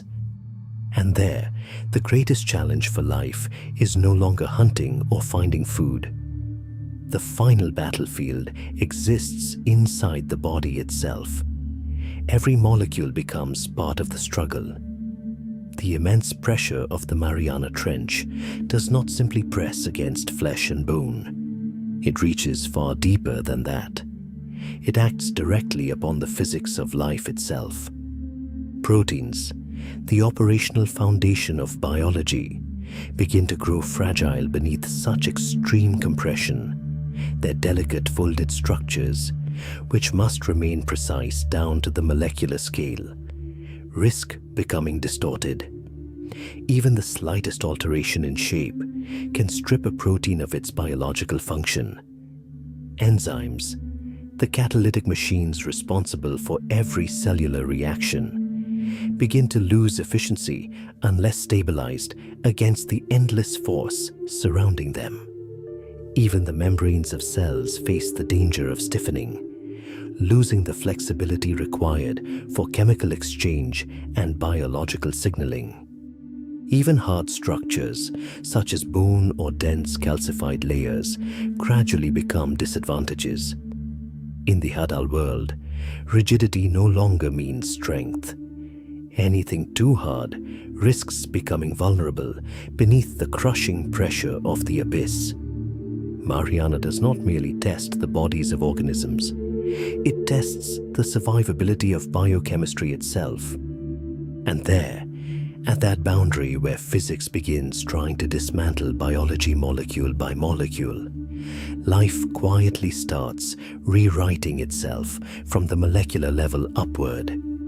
Near Challenger Deep, within the black silence above the soft sediment floor, the Mariana snailfish drifts slowly through the darkness, a creature that almost no longer seems to belong to the familiar world of vertebrates.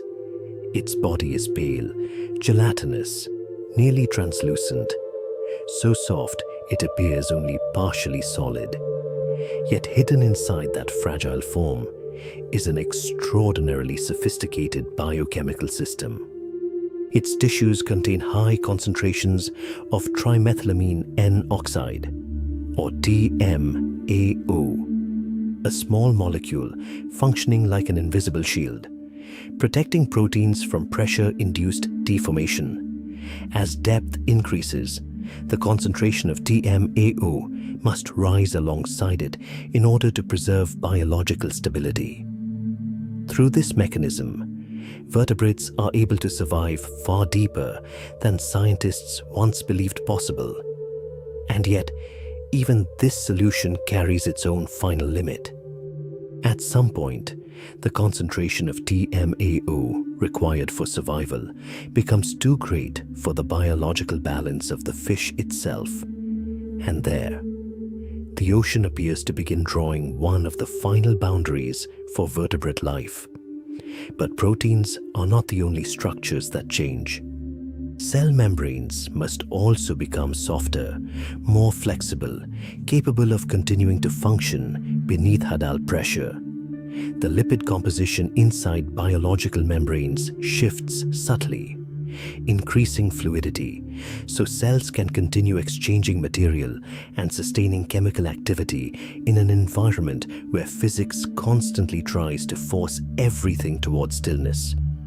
Deep-sea amphipods, the small scavengers moving through the cold sediment plains, maintain flexible exoskeletons through unusual chemical adaptations.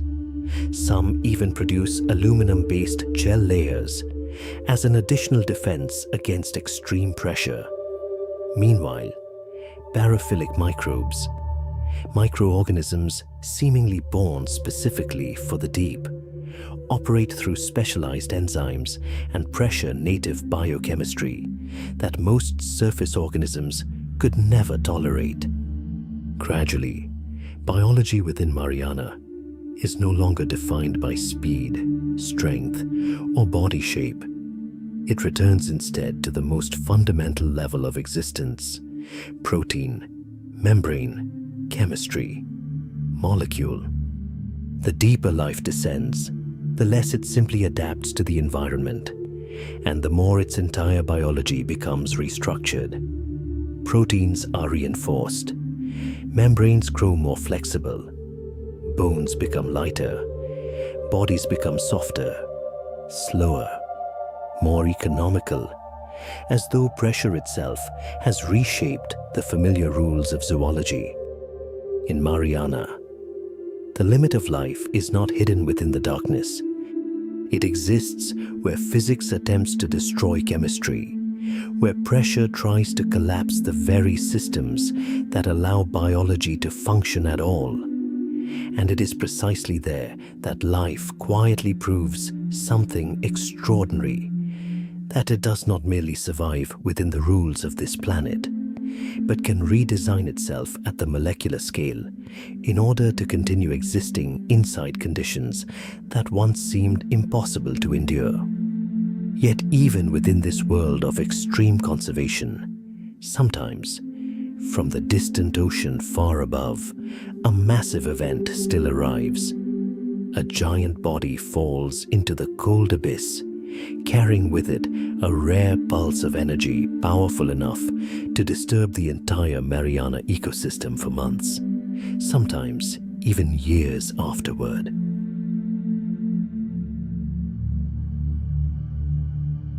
Along the steep Hadal slopes descending from roughly 7,000 meters toward Challenger Deep, Mariana operates like a world almost entirely severed from the rhythms of the surface. There is no spring here, no migration season, no explosive blooms of life driven by sunlight like the oceans above. Most of the time, the Hadal floor exists in a state of absolute slowness and conservation, where deep mud rests silently beneath immense pressure, where every organism survives upon energy flows so faint they are nearly invisible. But sometimes, from the bright world above that the abyss has never seen, a large object begins falling through the black water column, stretching for kilometers below. A dead fish, an aging squid, fragments of bone from a whale decomposing somewhere in the open ocean, a rotting log carried from a distant continent, plant matter torn from river mouths after storms, sometimes abandoned fishing nets, synthetic plastics, or artificial debris that wandered too long upon the sea surface before finally sinking into the deepest place on Earth. Inside Mariana, each large organic object is far more than drifting debris. It resembles a brief biological season appearing in the middle of a famine lasting centuries.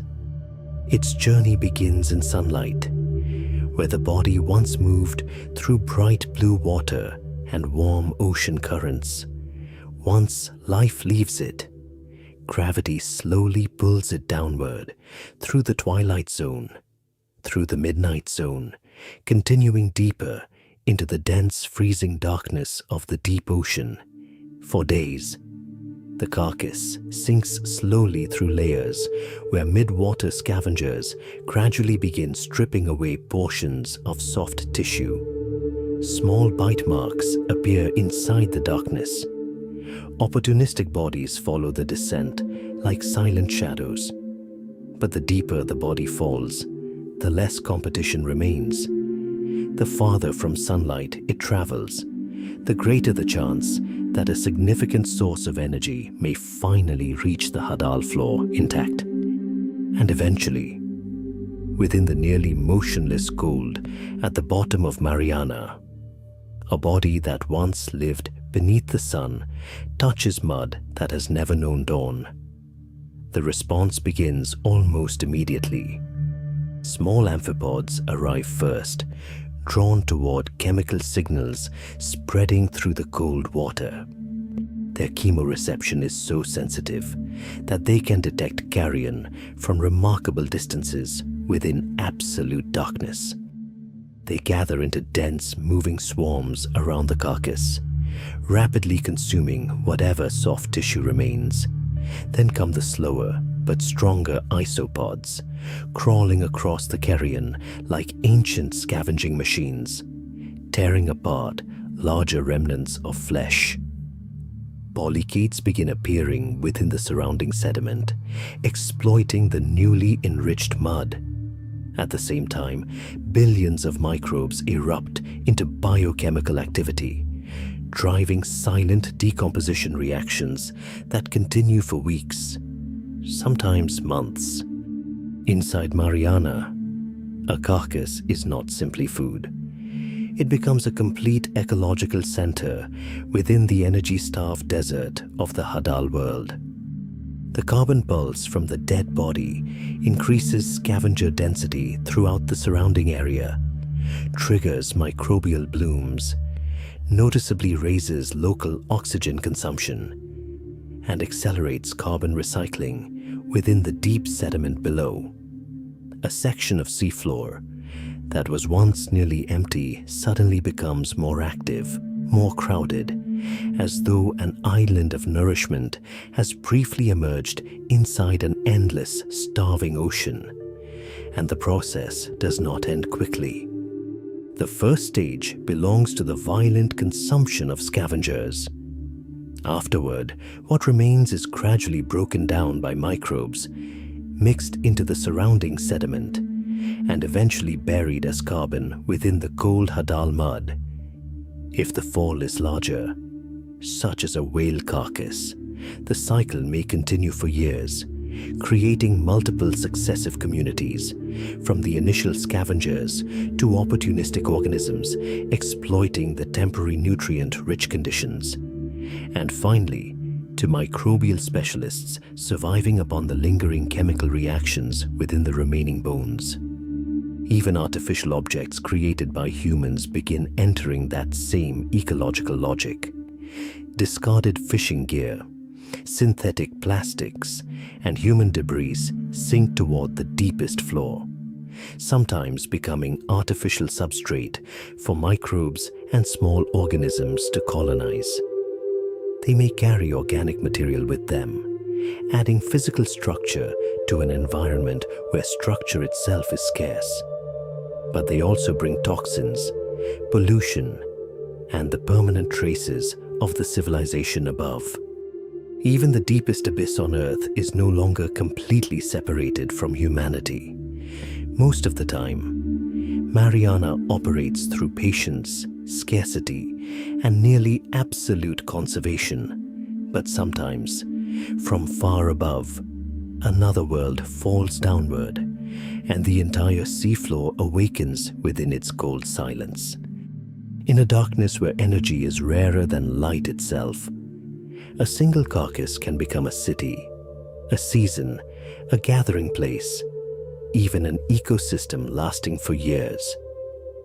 Life in Mariana survives not only through the steady flows of the ocean, but through random catastrophes, where death from above becomes life below, where the boundary between ending and beginning slowly dissolves into the ancient cold mud resting at the bottom of the trench.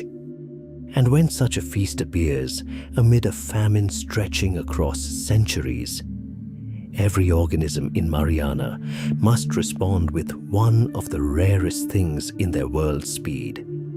Because here, abundance never lasts longer than a moment.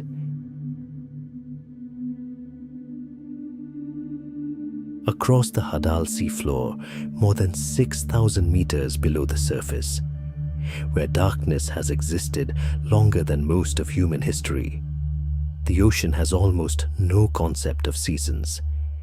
There is no spring bloom of algae, no forests of vegetation, no true cycle of day and night ever reaching the mud below.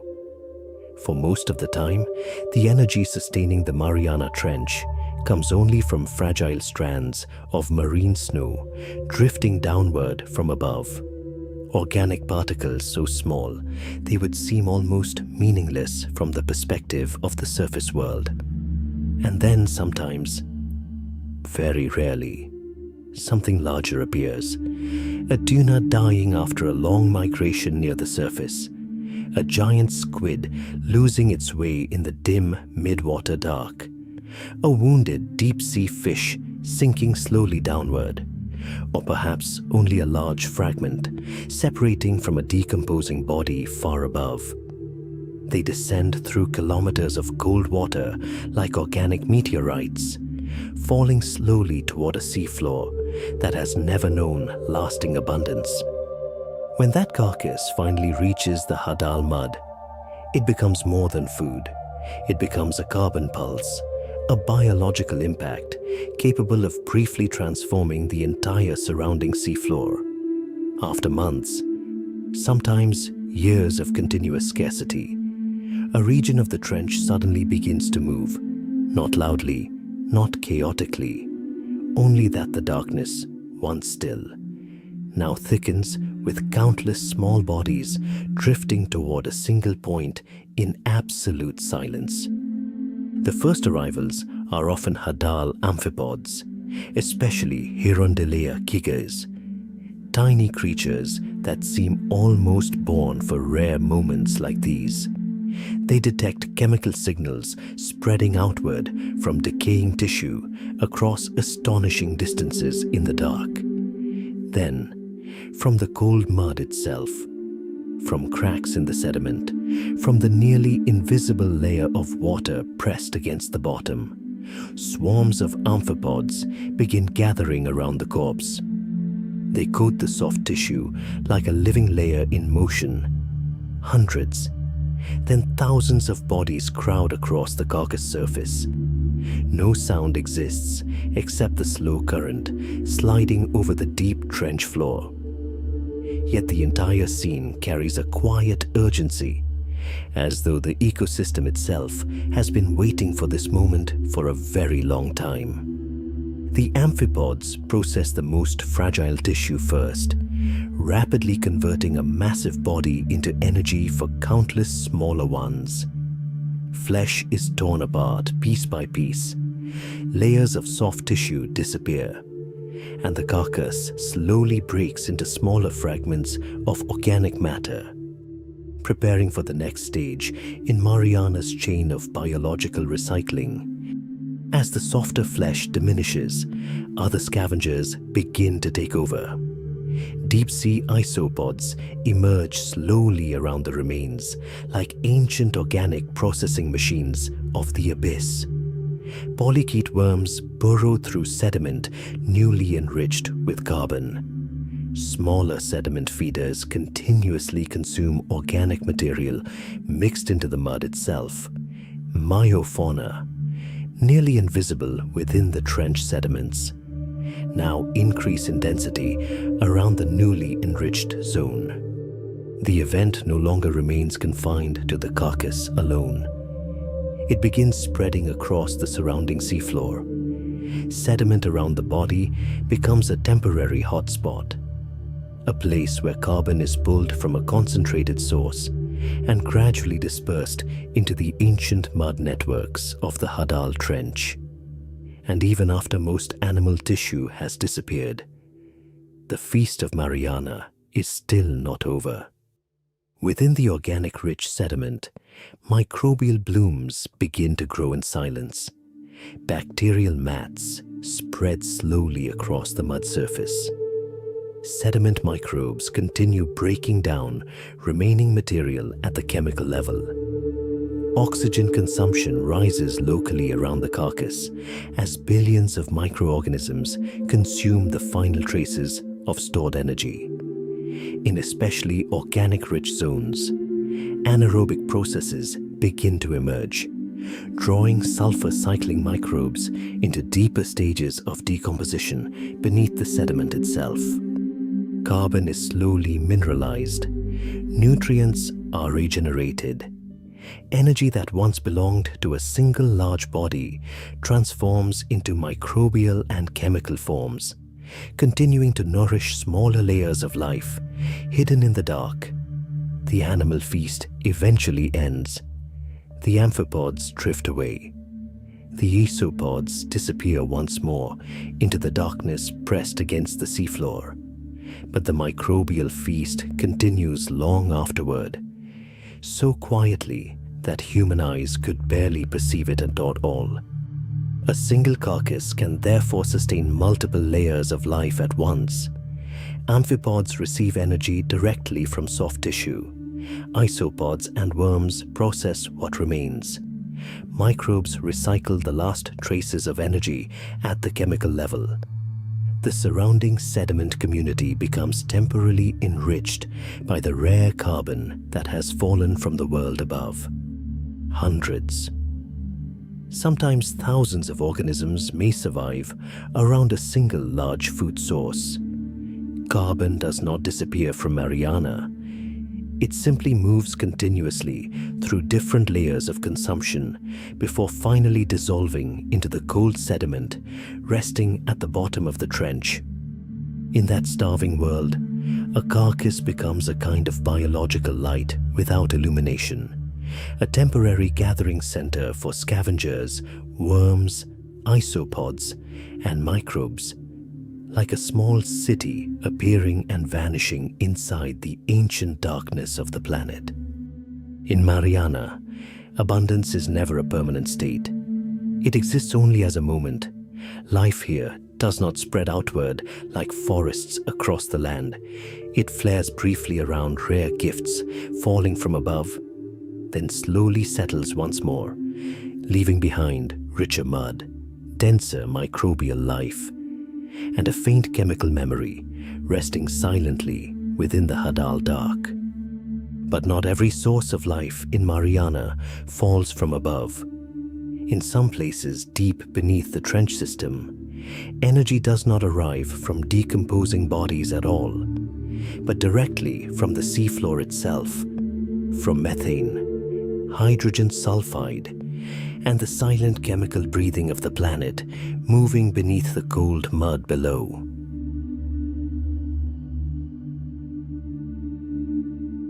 Across much of Mariana, life survives on what falls from above. Marine snow drifts silently through the dark water column, carrying the remains of sunlight from the distant world beyond the sea surface. But in several regions of the Mariana Forearc, that logic begins to change.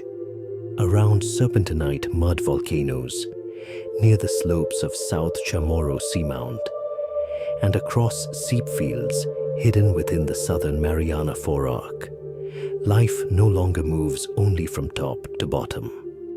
Here, the seafloor itself begins to breathe. These are not the familiar quiet mud plains of the abyssal world. Beneath the cold, dark sediment lies an immense subduction system moving slowly across millions of years, where the Pacific plate is dragged downward beneath the mantle of the planet itself. As ancient rock and seawater descend under rising pressure and temperature, fluids begin escaping from within the deforming crust. Those chemical flows move through fractures, pass upward through serpentinite mud, emerge through carbonate crusts, and seep into the ocean floor like silent cold breaths rising from deep within the earth beneath the sea. Here, the planet does not merely receive material sinking through the water column. It pushes the chemistry of its own interior back upward into the seafloor above. Within that darkness, an ancient geochemical reaction begins opening the path for another kind of biosphere. When mantle rocks rich in olivine come into contact with water, serpentinization unfolds slowly beneath the deep seafloor. Rock structures transform, fluids become highly alkaline.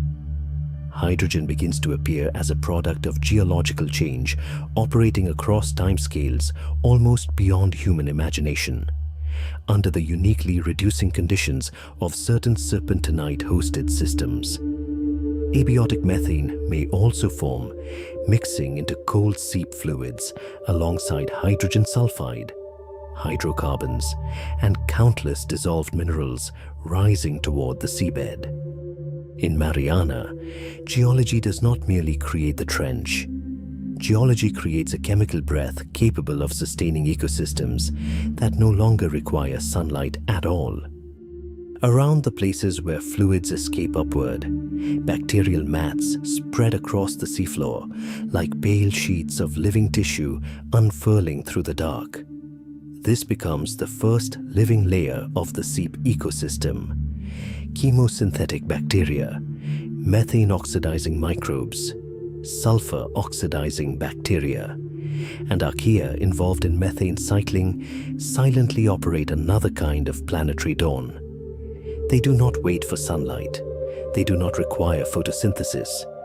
They are not dependent upon phytoplankton drifting far above the sea surface. Instead, methane oxidation and sulfur oxidation become the first source of energy within the food web here. In total darkness, chemistry becomes the first light. Every methane molecule, every stream of cold sulfide escaping from the seabed is transformed by microorganisms into organic matter. Those microbes form the energetic foundation upon which larger seep communities emerge. Vesicomyid clams, resting half-buried within cold sediment. Bathymodialine mussels clustered around fluid venting zones. And chaetopterid parchment worms extending their long, soft bodies into weak chemical currents. All survive through relationships almost inseparable from the symbiotic bacteria living inside them. Many organisms here no longer feed in the familiar sense known to the surface world. Their bodies become complex exchange spaces between cold seawater, seep chemistry, symbiotic microbes, and living tissue itself. Bacteria harvest methane or sulfur. Animals provide stable environments for the microbes to survive. An ancient cooperation unfolds silently beneath crushing pressure and endless darkness, where the boundary between organism and ecosystem slowly begins to blur. From geology, chemistry begins to form. From chemistry, microbial life emerges. From microbes, entire seep-associated animal communities begin growing around the cold fluid sources. A small oasis slowly opens within the energy-starved Abyssal and Hadal worlds surrounding it. No direct sunlight is needed, no beginning in phytoplankton, no complete dependence upon death falling from above. Mariana is therefore sustained not only by the decay of the surface world. In some places, within the deepest darkness, life rises directly from rock, from methane, from sulfur, from cold fluids escaping the planet itself, like an ancient breathing rhythm that has never truly stopped. If marine snow is the memory of sunlight falling toward the ocean floor, then a cold seep is the breath of earth rising from below.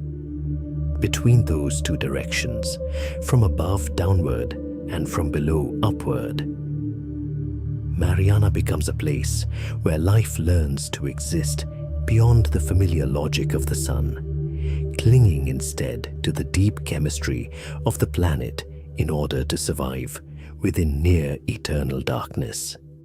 And from these chemical breathing fractures, the journey continues deeper still, into ecosystems that no longer require light at all, where bacterial mats, clams, mussels, and vast symbiotic communities expand into true chemosynthetic oases within the endless dark ocean.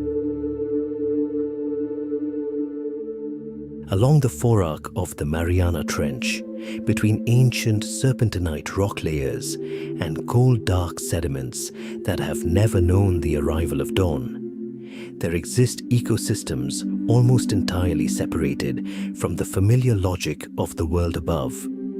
At Shinkai Seep Field, around South Chamorro Seamount, and across scattered cold seep systems spread along the Mariana seafloor, life does not begin with the sun.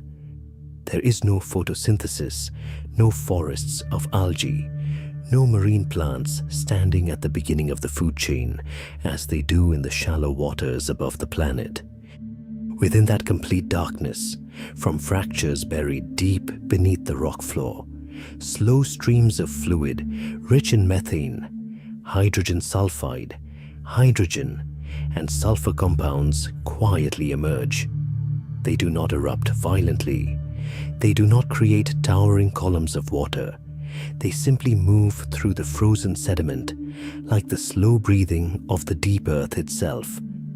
And yet, those reducing fluids carry a form of energy older than sunlight, a chemistry that already existed on Earth long before the first forests ever appeared upon land. While most of the deep ocean survives on marine snow descending from above, the cold seeps of Mariana create isolated oases where energy rises upward from the stone below. Here, life is not sustained by dead matter falling down through the water column. Geology itself is feeding biology directly. Across the chemically rich sediments surrounding the seep fields, communities of vesicomyid clams gather in enormous clusters, spreading pale white beds of living shells across the Black Sea floor. Species related to Calyptogena or Abyssogena Mariana barely move at all. They live slowly, grow slowly, remaining fixed around stable zones of fluid seepage, as though anchored to the chemistry leaking upward from the planet's interior. Inside their bodies, symbiotic bacteria live within the gills, using sulfur compounds to generate energy through chemosynthesis. The host animals do not hunt in any familiar sense known to the surface world. Instead, they provide a stable habitat for their symbionts while continuously reaching toward the chemically rich fluids beneath the sediment. The exchange is so quiet, it is almost impossible to witness directly, and yet it sustains entire clam beds stretching across the Mariana floor. Those clusters reshape the structure of the seafloor itself. They create new surfaces for smaller organisms to attach to, opening shelter within sediment otherwise barren and poor in energy. Around them, bathymodialine mussels gather into denser communities, many carrying symbiotic bacteria tied to methane or sulfur chemistry. Some still retain the ability to filter drifting organic particles from the water, as though existing between two energy worlds at once, drawing from the chemistry below, while also taking advantage of the rare fragments descending from the ocean far above. Chaetopterid parchment worms bury their soft bodies deep within seep sediment, while gastropods, crustaceans, and annelids move slowly around the cold fluid streams. What was once an empty and silent stretch of seafloor becomes, through the presence of a seep, one of the rare concentrations of biodiversity within the abyss. Beneath the entire ecosystem, sulfur bacterial mats spread like thin layers of mist across the dark sediment. Sulfur oxidizing bacteria, methane oxidizing microbes, and methane cycling archaea use methane and hydrogen sulfide as primordial energy sources. They do not require sunlight. They do not require day or night. They do not require seasons. They require only chemistry moving endlessly through stone. These microbial mats are the true primary producers of the seep ecosystem. They convert chemical energy into organic matter, supporting the layers of symbiotic life above them. Here, dawn does not arrive as sunlight spreading across the sea surface. It arrives as the silent oxidation of sulfur and methane unfolding within the cold darkness of the deep ocean. In some suitable seep systems, tube worms may also appear, rising from the sediment like living pillars. They remain almost motionless, relying on symbiotic bacteria to harvest sulfide and reducing chemicals from the fluids below. When present, they create soft biological towers for smaller organisms to cling to and hide within, transforming the seafloor into a more complex three-dimensional space inside the stillness of the abyss.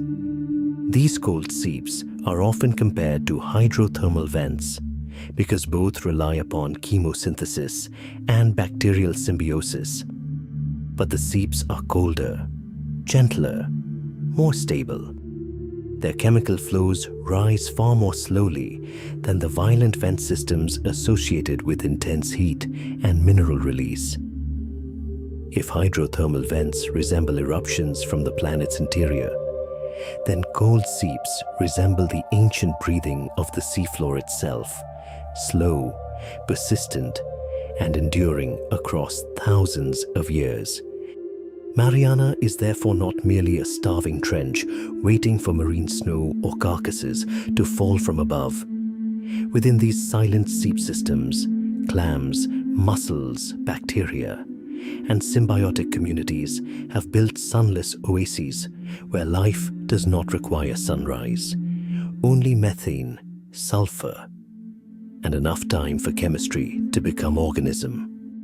If most of the deep ocean is a story of scarcity, then the chemosynthetic oases of Mariana remind us that the planet still holds other pathways for sustaining life.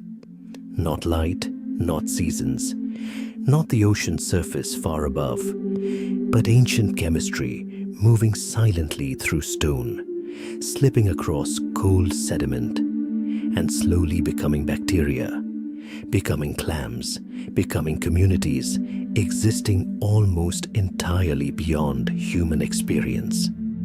And farther along the Mariana system, where subduction no longer creates only fluid, but also raises immense submarine volcanic arcs, the seafloor begins shifting from cold seeps toward vents, mud volcanoes, and volcanic ridges, places where Earth is no longer only breathing within the darkness below, but quietly burning beneath thousands of meters of water.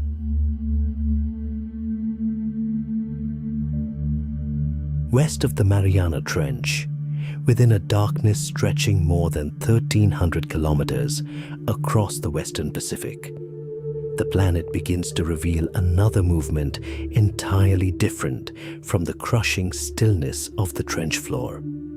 Here, the Mariana Volcanic Arc and Back Arc Basin extend like a chain of breathing fractures beneath the ocean, places where hot rock continues to rise even while, on the opposite side, the entire Pacific plate is still being slowly pulled down into the mantle. Those opposing motions unfold together within a darkness no human eye will ever witness directly, forming a geological system so active it seems to possess a heartbeat of its own. As the oceanic slab sinks deeper into the planet, water and volatile materials are released from the compressed rock. They enter the mantle wedge above, altering its chemical structure until parts of the mantle begin to melt, generating magma. That magma does not rise like violent towers of flame familiar to human landscapes on land. It moves slowly through fractures buried deep within the oceanic crust, accumulating beneath the seafloor before gradually forming island arc volcanoes and submarine volcanoes hidden completely within darkness. The Mariana Trench is where the planet is pulled downward, but the Mariana Arc is where the planet answers back. One side is the cold descent of ancient lithosphere. The other is heat, molten stone, and chemistry searching for a path back toward the deep sea. More than 60 submarine volcanoes are scattered throughout the Mariana system, many of them having never seen sunlight at any point in their existence. At least 20 hydrothermal systems continue operating silently beneath thousands of meters of water. Some summits rise to within only a few dozen meters of the sea surface. Others sink beyond 1,800 meters, buried beneath dark blue pressure heavy as stone. There are no glowing red craters, no towering ash columns reaching into the atmosphere, only cold black basalt slopes, heat leaking from fractures, and cloudy mineral plumes drifting slowly through seawater like the geological breath of the planet itself. Far above them, the surface ocean may appear completely calm.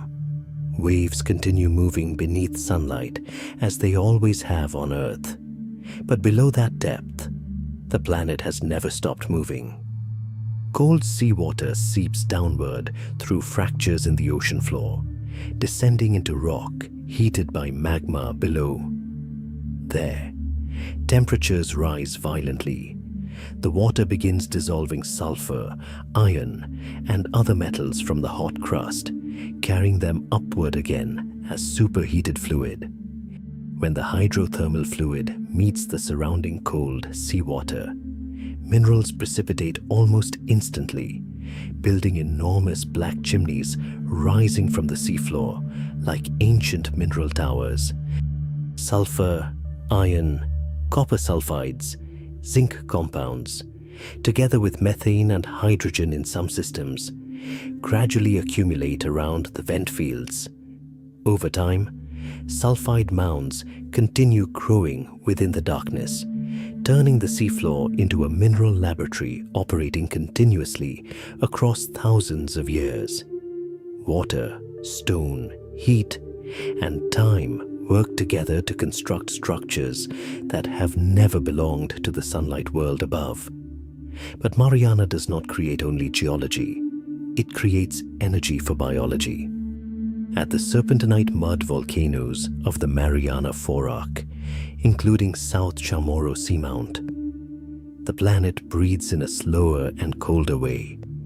No glowing lava erupts upward.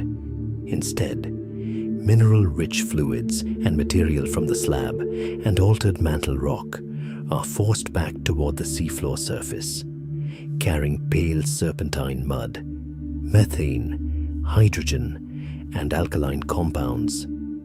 Those cold mud flows spread across the sediment like the deep breathing of the earth, quietly creating environments where chemosynthetic communities can emerge.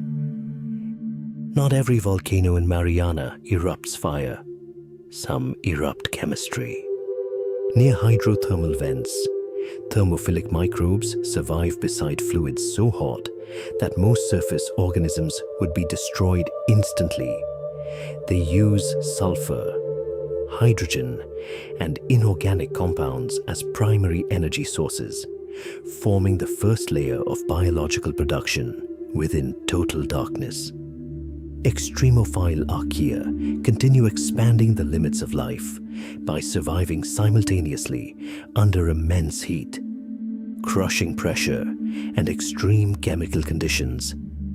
Thick bacterial mats spread across the boundary between cold seawater and mineral-rich fluid, forming living membranes that transform the chemistry of the planet into organic matter.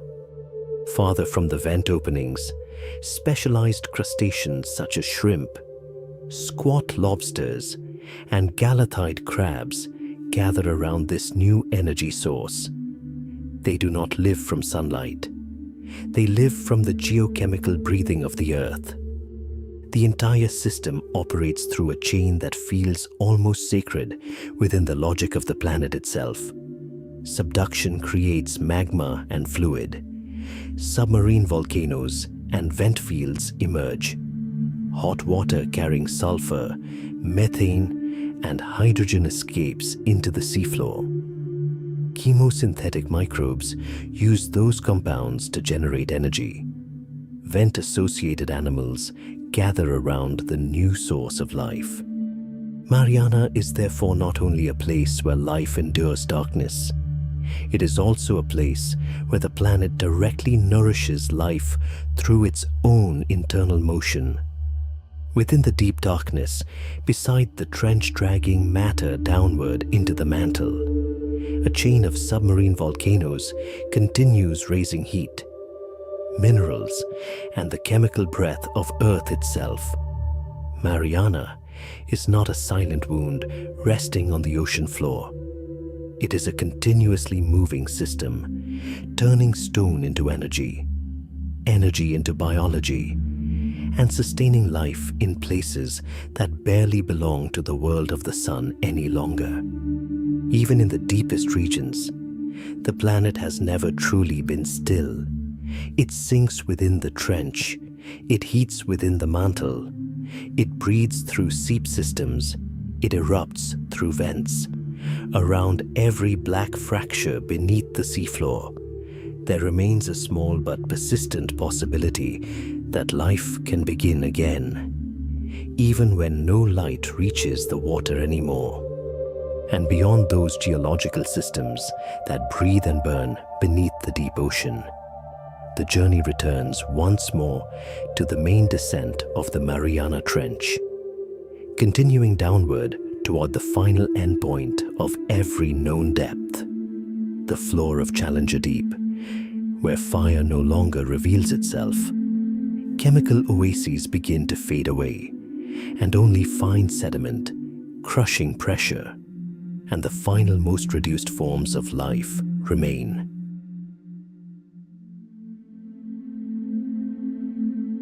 At the southernmost end of the Mariana Trench, where the colossal trench walls slowly close inward around the narrowest and deepest basins of the planet, the floor of Challenger Deep rests in silence beneath nearly 11,000 meters of seawater.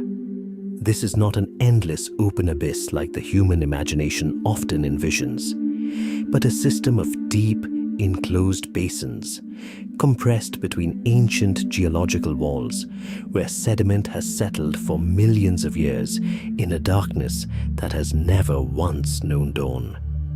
Beyond the last blue light of the twilight zone, beyond the midnight waters, the abyssal plains, the Hadal slopes, and the quiet, chemosynthetic ecosystems breathing slowly from the crust of the planet, the journey now reaches a place where the ocean itself almost ceases to move in any familiar human sense.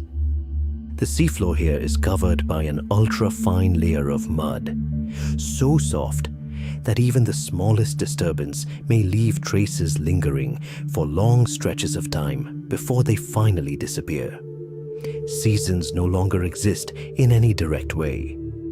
There is no shifting daylight to divide one cycle from another. The cold remains stable like a permanent state of existence, while physical movement unfolds so slowly that time itself seems stretched beyond the rhythm of the upper world.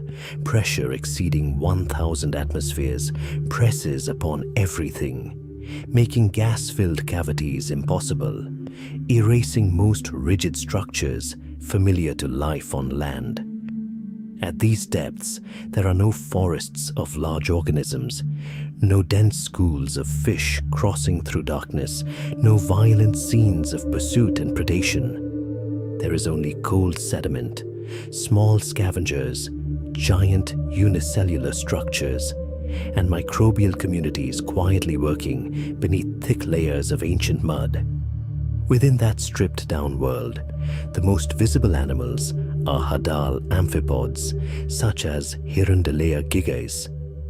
They appear like pale moving flecks against the dark grey seafloor, responding almost immediately to any large organic source descending into Challenger Deep. A dead fish, a rare fragment of carrion, a bait trap lowered from above, all quickly become centers of dense gathering.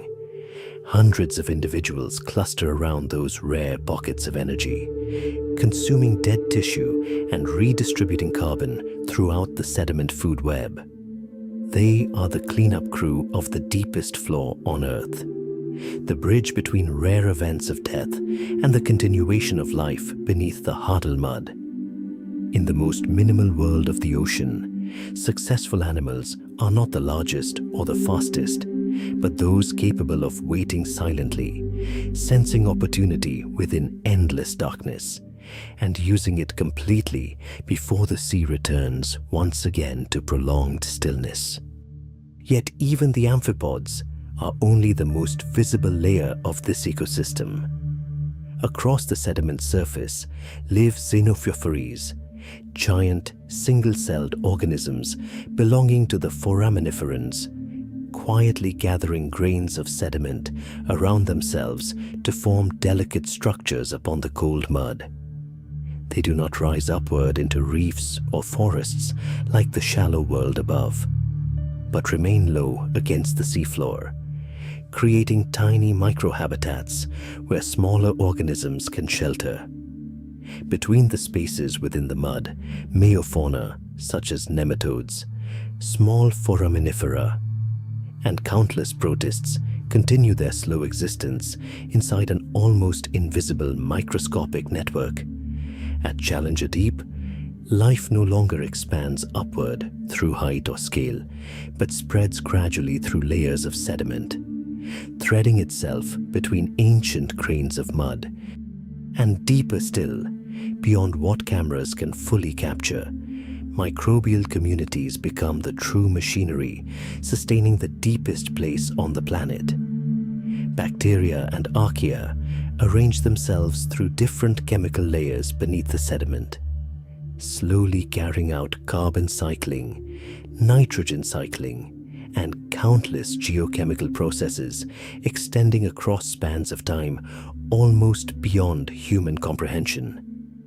If animals are the visible surface of Challenger Deep, then microorganisms are its true respiration, preventing the deepest point of the ocean from becoming a completely lifeless inorganic void. And this is the final culmination of the descent into Mariana. No gigantic monsters waiting within the dark, no loud hidden kingdom beneath the ocean floor.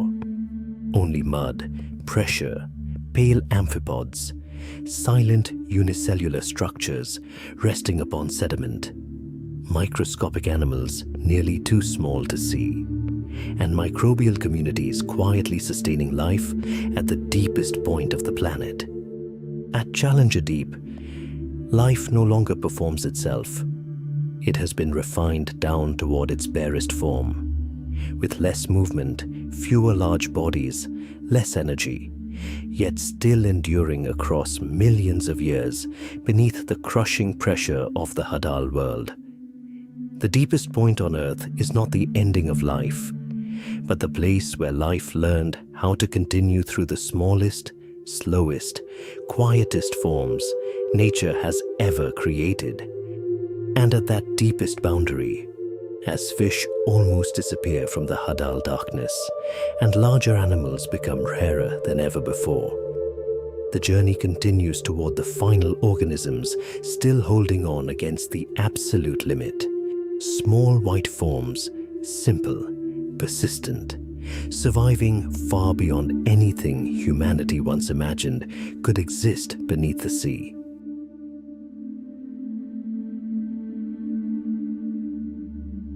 Within the deepest basins of Challenger Deep, at depths between 10,000 and nearly 11,000 meters beneath the Western Pacific, the ocean seems to have reached its own final layer.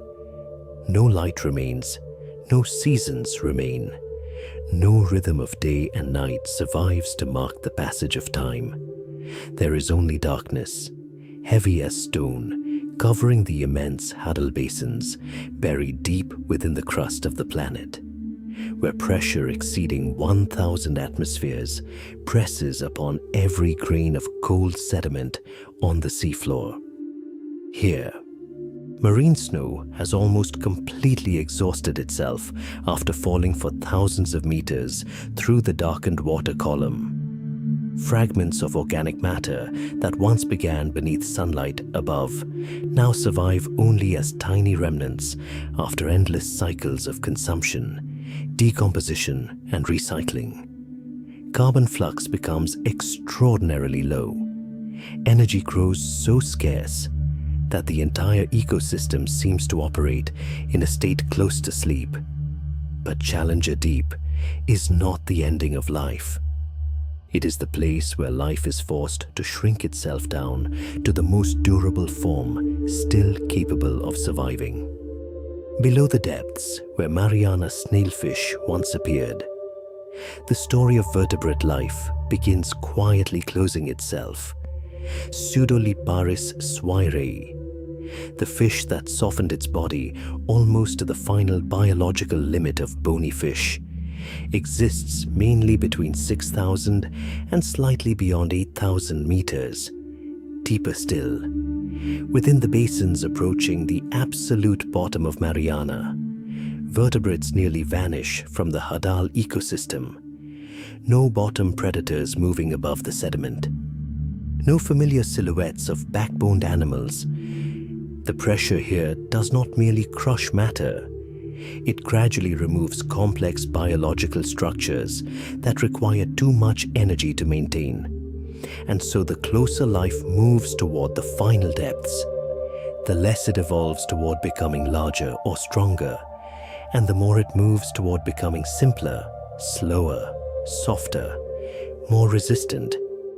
Within that near-total darkness, one of the most prominent remaining animals is Hirondelia gigas, the small scavenging amphipod living in Challenger Deep and other ultra-deep Hadal regions. Their bodies are pale, almost completely without pigment, drifting just above the cold muddy floor, like faint moving fragments of the last surviving life at the edge of the ocean. They do not hunt. They do not dominate. They do not construct elaborate food chains.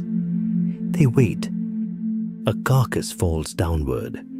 A rare fragment of carrion reaches the bottom. A small source of carbon appears after crossing the entire planetary water column.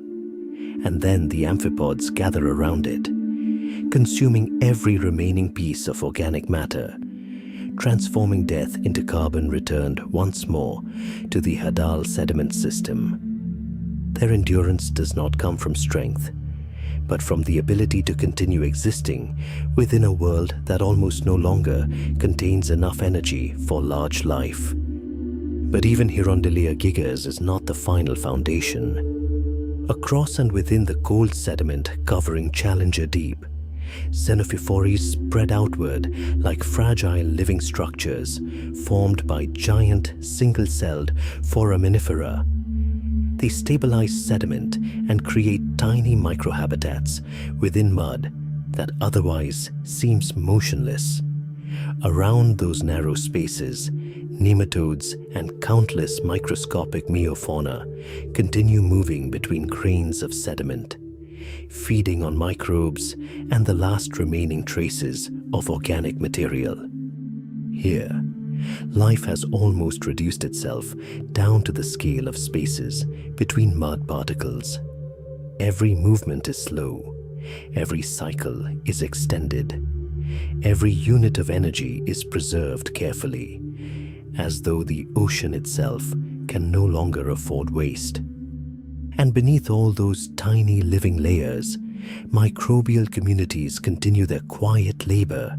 Bacteria, archaea, and endless sediment microorganisms sustain carbon cycling, nitrogen cycling, and organic decomposition within darkness that never ends. As larger animals gradually disappear from the deepest ecosystem, life does not disappear with them. It simply transitions toward forms that are more chemical, more microscopic, more enduring. This is the final logic of Mariana. The simpler the body, the less pressure can destroy it. The slower the metabolism, the more carefully energy can be preserved. The smaller the organism, the easier it becomes to survive on nearly invisible traces of organic matter within the sediment. And so at the end of Mariana's biological descent, there are no monsters waiting in darkness, no hidden kingdom beneath the ocean floor, only pale amphipods gathering around slowly falling carcasses, giant unicellular foraminifera resting upon cold mud, nematodes so small they are nearly invisible, and microbial communities quietly maintaining the deepest foundations of life on this planet. Mariana does not end in absence. It ends in refinement. Life grows smaller, slower, softer, until it almost dissolves into mud, chemistry, and the ancient pressure of the Hadal Ocean itself. And there, where nearly every large form disappears, life still continues, minimal, enduring, and more stripped down than anywhere else on Earth. Yet even in a place that seems farther from humanity than any other world on the planet, humans still found a way to reach it, with submersibles, with landers, with cameras lowered into the abyss, and eventually with the quiet traces of pollution that followed us all the way down to the final depths of the earth.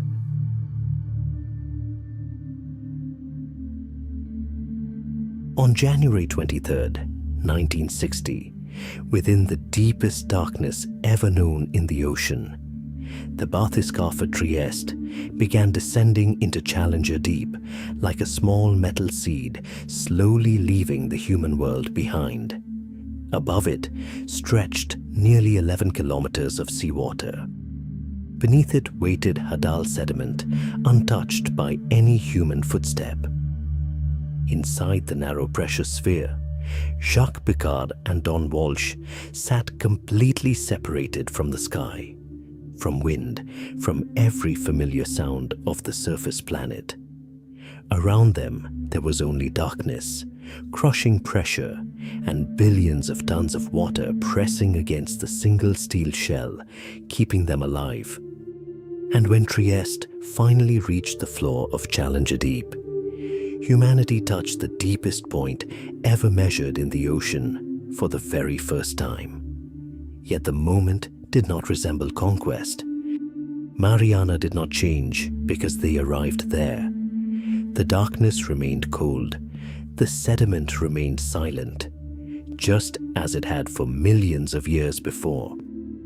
Those two humans inside the tiny pressure sphere had only brushed against a place that existed long before human history, then quickly departed again like a brief light passing through the ancient interior of the planet. More than half a century later, on March 26th, 2012, another vessel continued the descent into the abyss. Deep Sea Challenger carried James Cameron down into Challenger Deep during a solitary dive, while the world above slowly disappeared behind endless layers of black water. The craft, narrow and vertical like a spear sinking into darkness, carried cameras, sampling systems, and observation equipment designed to bring clearer images of Mariana back to the surface world.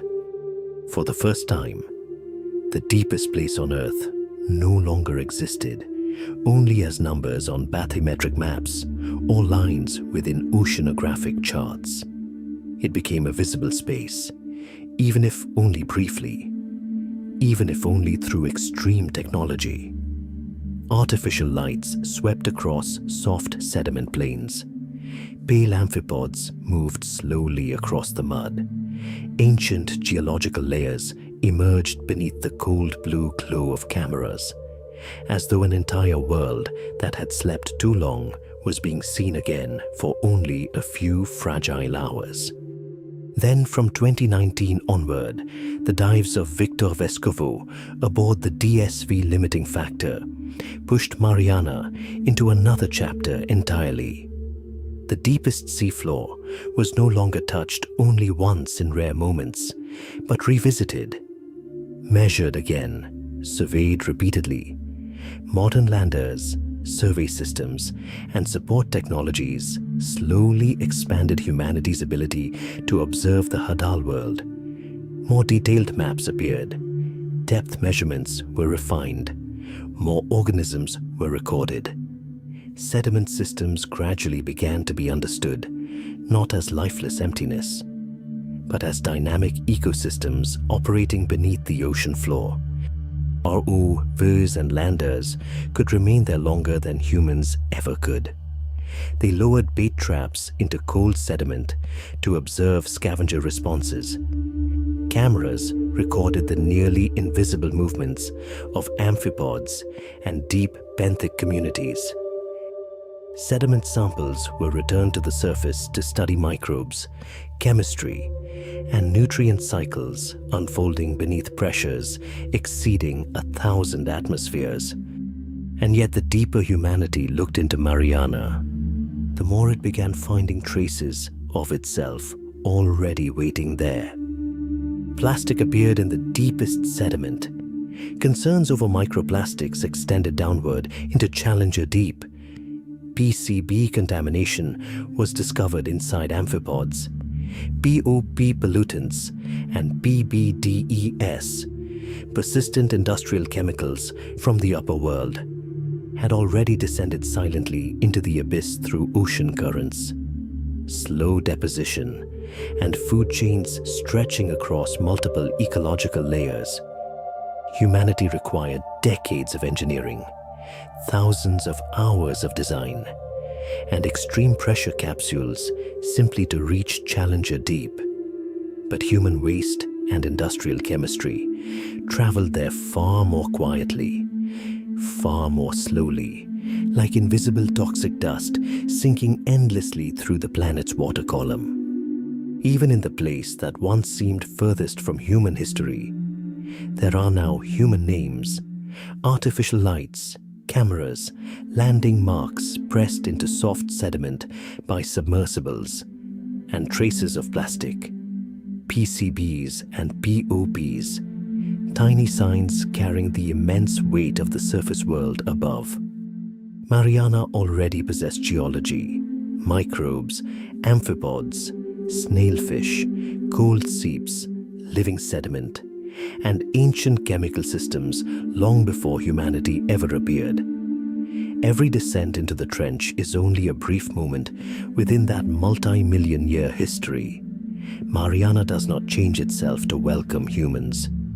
We can only endure it for a few hours inside fragile capsules, surrounded by enough pressure to crush nearly everything belonging to the surface world. The final darkness of the ocean no longer lies completely beyond humanity, not because we conquered it, but because we touched it in two opposite ways, one through curiosity, the other through contamination.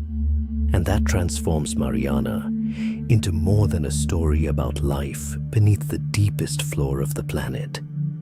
It becomes a quiet reminder that everything humanity does at the surface may eventually sink downward. And after those brief human footprints, the journey does not end with triumph.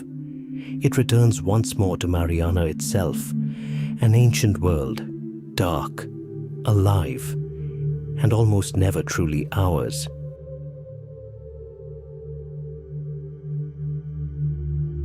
Looking back across the entire descent, Mariana no longer appears as a single deep point upon an ocean map, but as a gradual passage through multiple layers of planetary reality itself. At first, the surface ocean still carried the familiar blue of the human world. Sunlight shimmered across waves. There was wind, sky, and the comforting illusion that the ocean was something that could be understood, named, crossed by ships beneath daylight. But the deeper the descent continued, the more each layer of water quietly removed another piece of the world above. The twilight zone was where photosynthesis began to fail. Light still existed there, yet too weak to sustain the drifting forests of plankton feeding the surface seas. Then the midnight water column removed the final traces of sunlight altogether, transforming the ocean into near total darkness, where creatures were forced to create their own light through silent biological reactions inside their bodies. Deeper still, the abyssal plane took away speed. Large movements slowly disappeared. Energy became too scarce for life to waste on prolonged pursuit. Then the Hadal Trench began taking away even the familiar idea of large-bodied creatures. Softer bodies emerged. Nearly transparent forms replaced the recognizable fish of shallower waters. And at Challenger Deep, nearly 11 kilometers beneath the surface, almost every image humanity once used to imagine the ocean disappeared entirely. No blue, no waves, no sun, only pressure, fine sediment, microbes, chemistry, and patience stretched across geological time. Most of the planet's ocean actually exists in darkness deeper than 200 meters. The waters familiar to humanity are only the thin illuminated skin of a world almost never directly observed. The Hadal zone begins beyond 6,000 meters, while Mariana continues descending toward nearly 10,900 meters, like a fracture leading into the dark interior of Earth itself. And yet, Mariana was never emptiness. It was never a dead zone, never a stage for imaginary monsters invented by surface minds attempting to fill the fear of darkness. Mariana is an ancient ecosystem operating through rules nearly detached from human experience. A geological system still moving slowly beneath the crust of the planet. A colossal carbon funnel where organic material from the upper world has silently fallen for millions of years. A realm of pale scavengers, living sediment, invisible microbes, and chemical reactions unfolding in absolute silence. The creatures encountered throughout this journey now appear like traces left behind by each layer of the ocean itself. Lanternfish carry the memory of the Twilight Zone, migrating vertically through darkness every night to pull carbon from illuminated waters deeper below. Dragonfish emerge as symbols of the moment light no longer comes from the sun, but becomes the private language of deep-sea life. Amphipods continue moving through Hadal darkness like silent recyclers of the ocean, transforming sinking death back into energy for the ecosystem. Soft, nearly transparent snailfish mark the final limit that bony vertebrates can endure beneath abyssal pressure. Xenophyophores remind us that even single-celled organisms can shape the sediment surface of Challenger Deep in ways nearly invisible to the human eye. And beneath all those forms, microbes remain the true foundation of Mariana, where life is no longer defined by bodies or movement, but by endless chemical cycles unfolding within darkness. Human beings often imagine this planet belongs to land because we live within a thin atmosphere filled with light, across continents easy to walk upon, near familiar coastlines. But most of Earth is actually water, pressure, and deep cold darkness extending far beneath sunlight. A non-human world, neither hostile nor welcoming, simply existing according to its true scale. And that realization does not feel pessimistic. It only makes humanity gently smaller before the planet we happen to live upon. Life within Mariana does not need to resemble us to possess meaning.